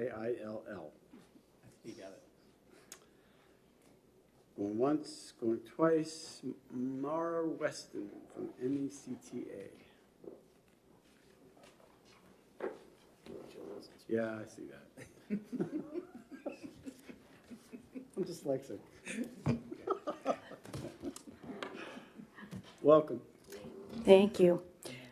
Good morning. For the record, my name is Maura Weston. I'm here today on behalf of the New England Connectivity and Telecommunications Association. Joining me today is attorney Susan Geiger. She is a former PUC commissioner and regulatory attorney, and she is here to answer any questions that you might have and to add in some comments that I might overlook, given that I'm more of the layperson in the room. I appreciate the opportunity to be here. NECTA members in New Hampshire include BreezeLine, Charter Communications, and Comcast. Together, our members serve approximately 485,000 customers and offer services to more than 695,000 locations in 185 New Hampshire communities. Given the introduction of the amendment this morning, I'm going to focus my comments specifically on the amendment, and we support Senate Bill 595 as amended. Good. And we thank the department and the sponsors for their work with us on that amendment and helping to craft that legislation. I want to say up front that this amendment does not overturn any decision rendered by the Public Utilities Commission. This amendment would change the law prospectively. And I also want to comment up front that it does not mandate the FCC formula, but allows New Hampshire flexibility. And my further remarks will talk more specifically about that. Senate Bill 595, we believe, is an important clarification to the existing statute. It does direct the DOE to adopt a pole attachment rate formula, a cost-based formula using historical cost data, and it provides guidance to the New Hampshire DOE and PUC on resolving pole attachment disputes when and if they arise. As the sponsor pointed out, current New Hampshire law calls upon the DOE to develop a pole attachment formula, which is New Hampshire RSA 374:34-A, Roman 3. Additionally, New Hampshire's PUC 1300 rules include up to 6 factors, including a formula, that the PUC should consider when determining whether a pole attachment rate is unjust and unreasonable in the event of a dispute. This current process and these factors in rules are vague, ambiguous, and amorphous. The process and formula adopted pursuant to Senate Bill 595 as amended would be simpler, transparent, and ensure maximum clarity and predictability for all stakeholders. In adopting a formula, Senate Bill 595 as amended directs the agency to give deference to the longstanding and widely accepted and judicially approved FCC formula, while allowing the DOE flexibility to determine what is right for New Hampshire. This would create greater predictability for pole owners and attachers, and that formula is in effect in the vast majority of U.S. states, including our neighboring states, Maine, Massachusetts, Vermont, and Connecticut.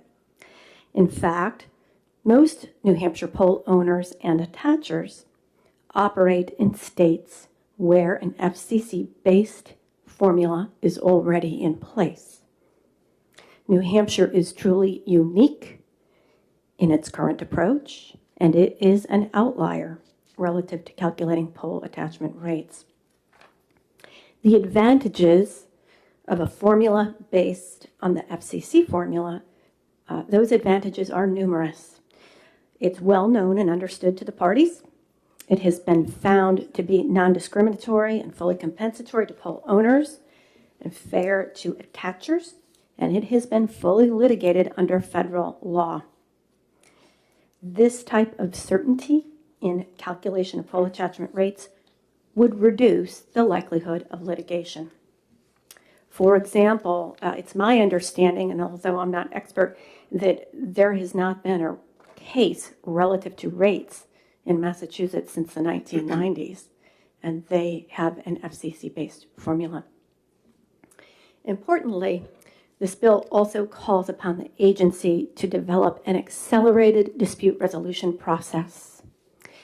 In December of 2023, the FCC, in recognizing that lengthy and expensive disputes were delaying investment in broadband deployment, they adopted such a process, an accelerated dispute resolution process, for the 30 states who defer pole regulation to the FCC.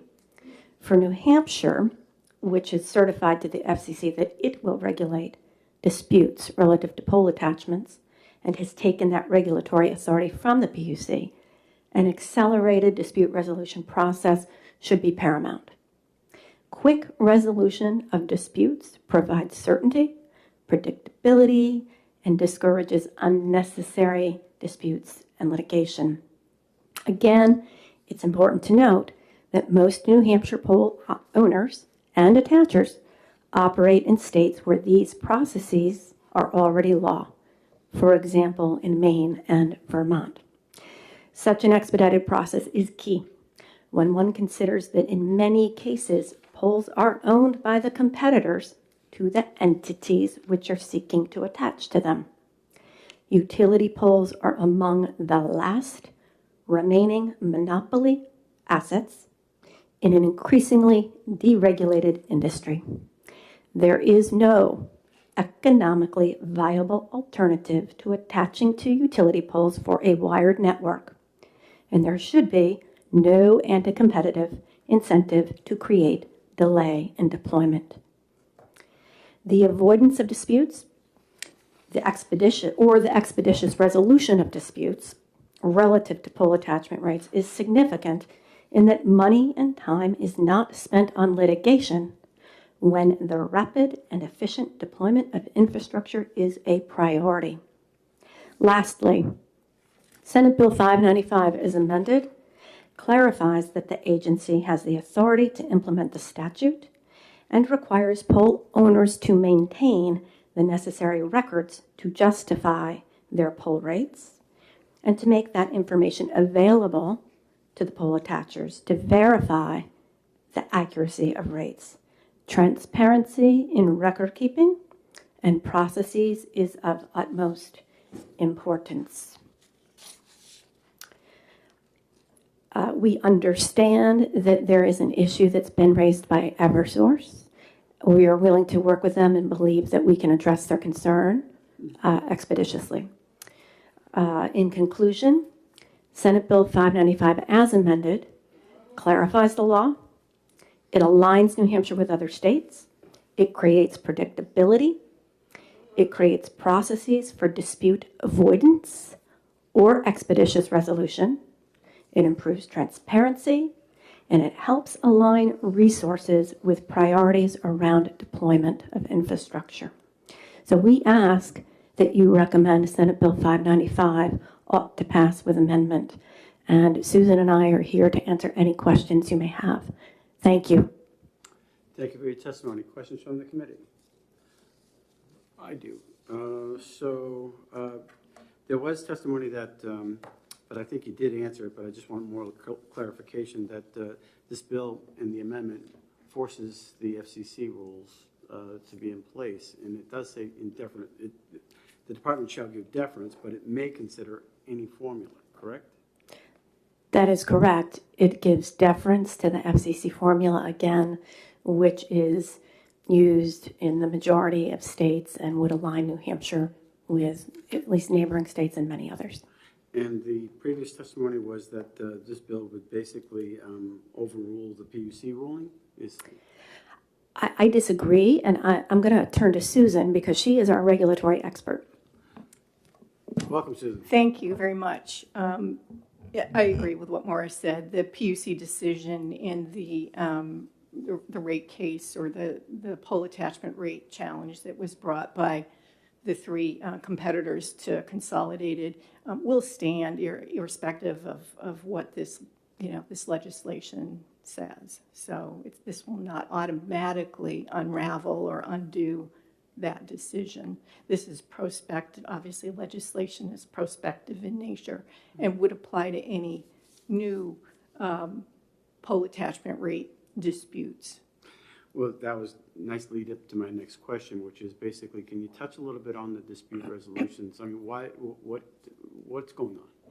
Right. I mean, I think that the nice thing about this bill is that it does provide for an accelerated dispute resolution mechanism. And just to give some background, in the pole attachment rate dispute that Breeze Line and Consolidated and Charter were involved with against Consolidated, that was filed in August with the PUC. It was filed in August of 2022.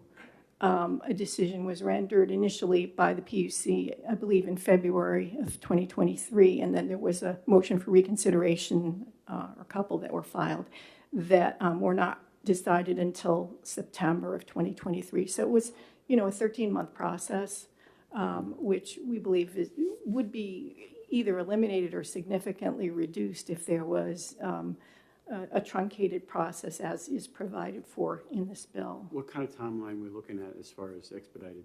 I think it would be up to whatever the department decides in its rulemaking.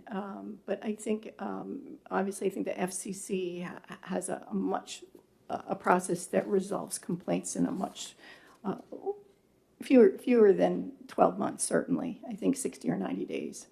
And in my testimony, I was talking a little bit about transparency. This helps out with transparency as well. Can you explain a little bit? It is. It's an objectively reasonable standard by which the department and the Public Utilities Commission and all the stakeholders can determine whether or not a pole owner is charging just and reasonable rates. So it eliminates any ambiguity or subjectivity on the part of a decision maker like the PUC in deciding whether or not a rate is fair. I mean, under the law, the federal law and the state law, the rates have to be just, reasonable.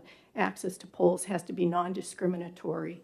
And as Maura said in her comments, the courts have upheld the FCC formula as being just and reasonable and fully compensatory to the pole owners. So it's a tried and true, at least those methodologies and those formulae have been upheld by the courts and have been implemented and are being implemented by 30 or more states that use those formulae to decide what a just and reasonable rate should be. So in your opinion, would you say this is a bill that helps out with transparency and expedites disputes? I would. That's what I would agree to. Thank you. No questions from the committee. I really appreciate your help. Thank you very much. And Thank you're very welcome. Josh and Amanda Noonan from the department are very neutral on this, but you're very welcome to come and speak about this, and you are our last speakers. And if you could answer my questions that I brought to them as well, that would be wonderful. If you thought, this does help out with dispute resolutions. Sure. Again, for the record, Josh Elliott, Director of the Division of Policy and Programs, and with me is Amanda Noonan, also from the department. The department is neutral on the bill as well as on the amendment. The amendment in question moves a lot of the duties that were originally in the bill over to the Department of Energy. You may have noted the fiscal note on that. We take no position on that. We are able to perform those duties as requested in the bill. The fiscal note, if that is a concern for folks, would look different once it moves over to the department if the committee so acts in that way, which would trigger an updated FN, which we'd be happy to produce. I would just want to underscore two of the comments made by Ms. Weston and Attorney Geiger, that, again, this is the amendment as well as the underlying bill. It's prospective, and this is only to be used in areas where there is a dispute between the parties. If the parties come to their own agreement as to what they want this rate to be, that is great. That's all set. There's no need for this process. So this is only in circumstances where there is no agreement, where the parties cannot come to a contractual agreement on their own and need some sort of resolution process. With that, I don't know if Amanda wanted to add anything, or we are just happy to take questions from the committee if otherwise. I think that pretty much covers it. Thanks. Senator Pearl's got a question. I do. You partially answered it, Josh. I just want to make sure I understand what the amendment does. So in lines 5 through 7, it looks like this establishes a process where the DOE creates the formula, and then the PUC then uses that to adjudicate any of the resolutions or disputes that are in place. Am I understanding that correctly? That is correct, yes. Okay. Yeah, all right. I just wanted to make sure because that's a bit of a change from the original bill. Thank you.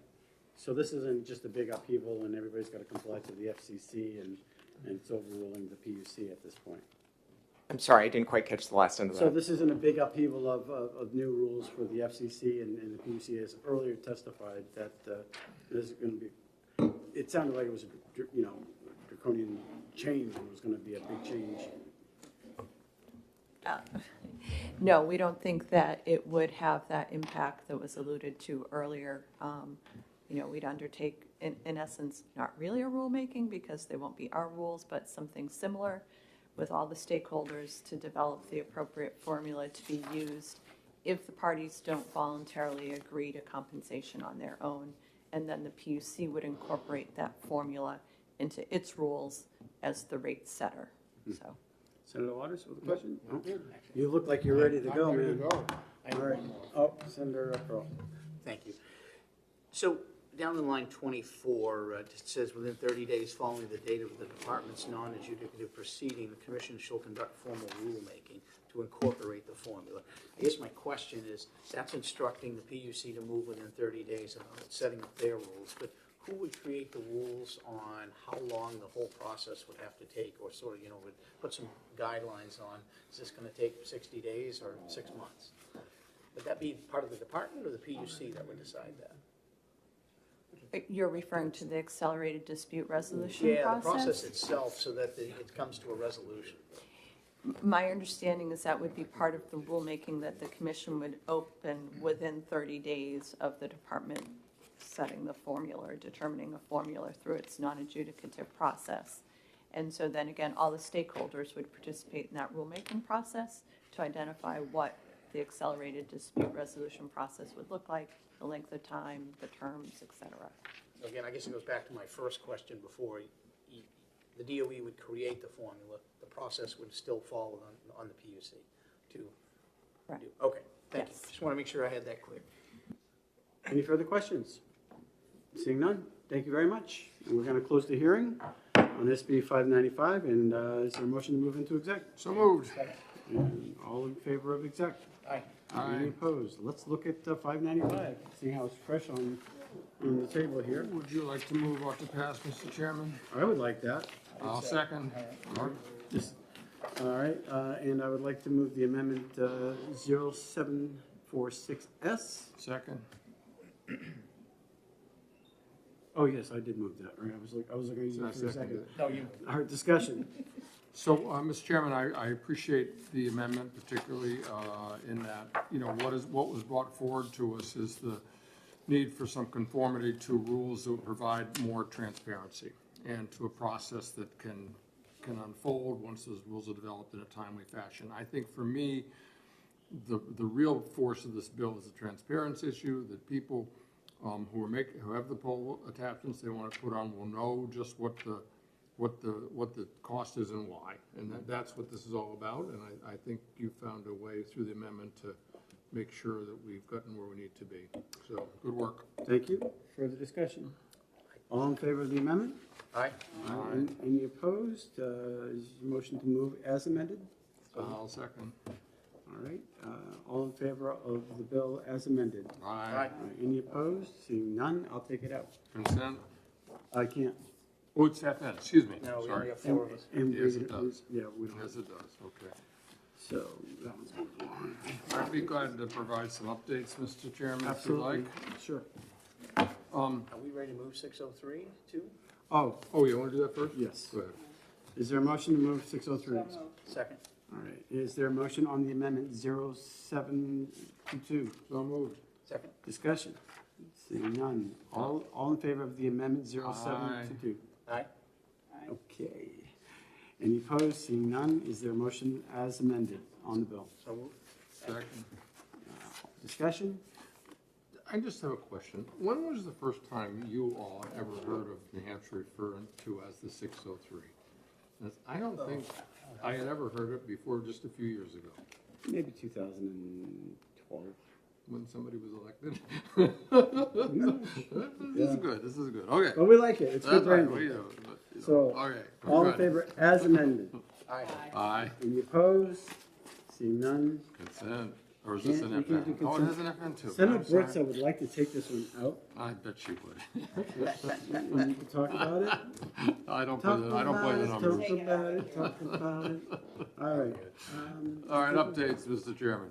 Yes. On Senate Bill 390, I've had conversation with Rob Johnson of the Farm Bureau and with Jason Stock of the Timberland owners, and they came up with a very interesting little amendment that will add some language to this that gives them all the assurance that they want. And so I should have that. It's very simple language. They're vetting it further with their folks. I'll vet it further with with Fish and Game. So I think by the time we're back, we'll be able to have something that people were happy with on that. Okay. On Senator Murphy's bill, Senate Bill 539, I talked with Corey some more, and I talked with Senator Murphy. And again, there was 2 things that needed to be done there. One was there was a disconnect in the language over the authorization and then the authorization for the funding. We'll get that straightened out.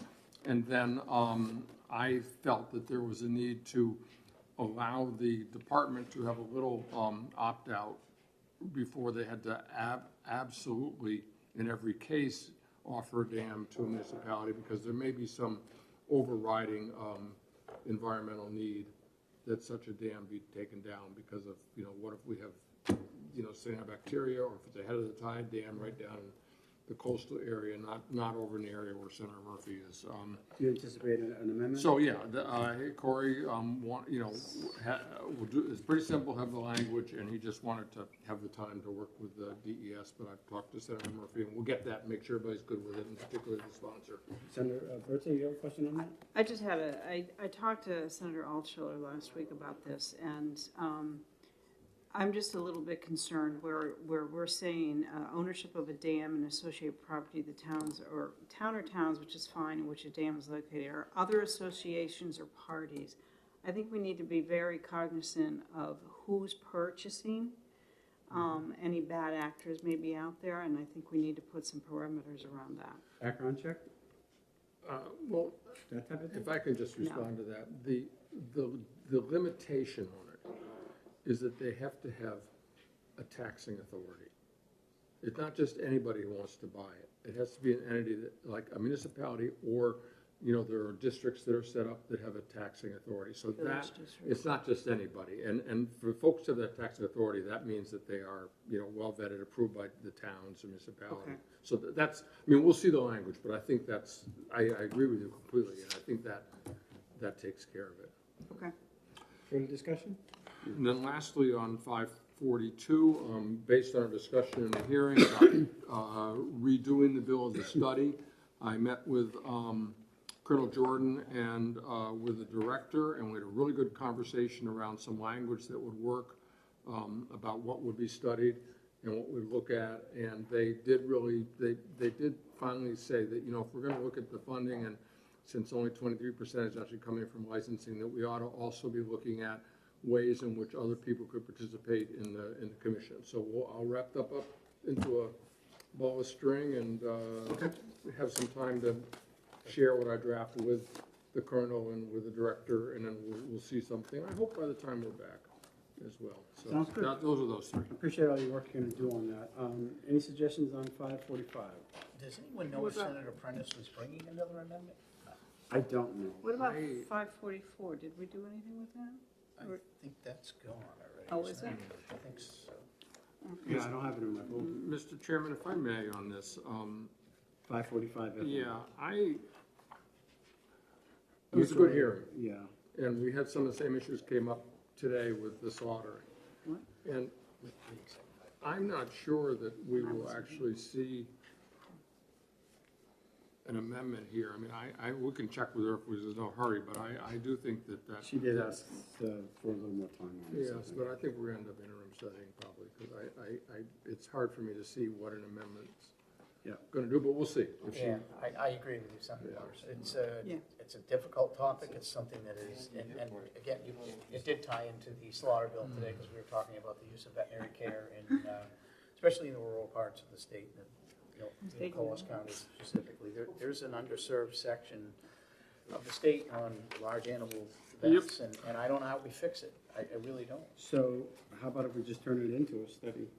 Let's talk a little bit further with Senator Prentice, I think, before we go in that direction. I agree with that, maybe where we're going, and I don't even know if a study will fix I it. just don't think there's a solution there in the framework that she proposed. There's a potential solution for Coos County, which would be to allow Yeah. vets out of So Canada she to comes come back down. with something like that. But I don't know for sure there's some federal things that are wrapped up in that, and I don't know that section well enough to speak to it really. So could I comment on 594 for a moment? Yep. I know we're going to hear more about it, but as you pointed out, Mr. Chairman, the federal issue is real. And what I thought though is that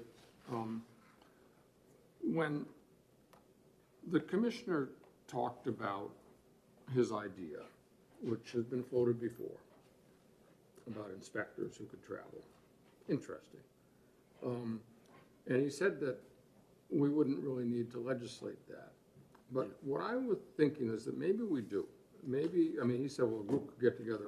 I would think that what if we directed the department to report to us on an effort to organize and report to us on the vet issue. And that might be something we could do a replace all with on that, to say, you know, actually, if that is a live consideration of his inspector idea, rather than, you know, why not, you know, get some people together and talk about it, and in that context, that issue about if they need to have the vets who might be able to do some of this inspecting of the animals, then that would be a vehicle for to look at it, and that might get to, you know, what you're talking about, Howard, about COAS.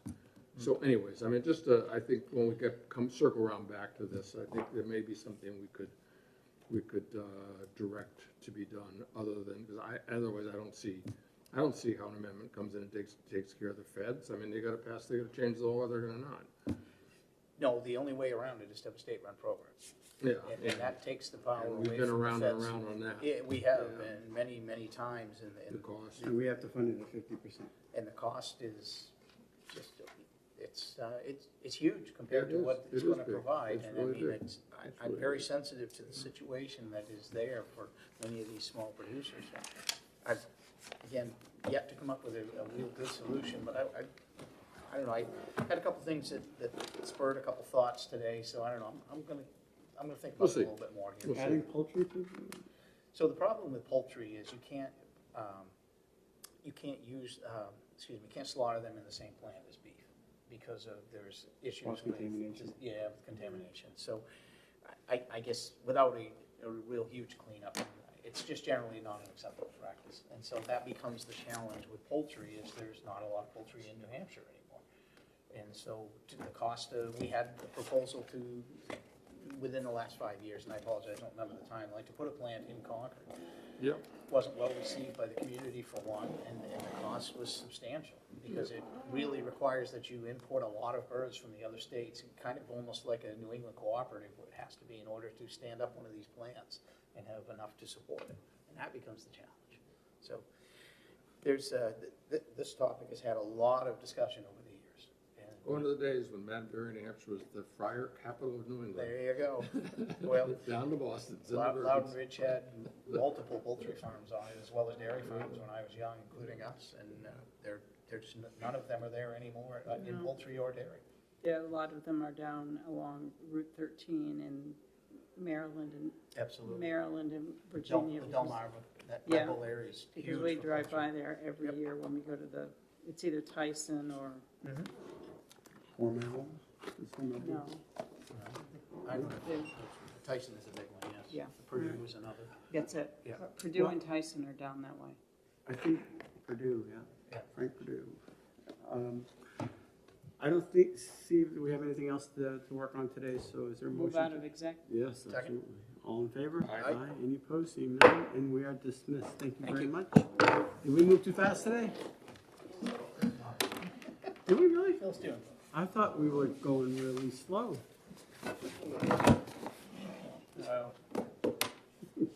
Yeah. All right. Good work, everybody. Very good. Yep.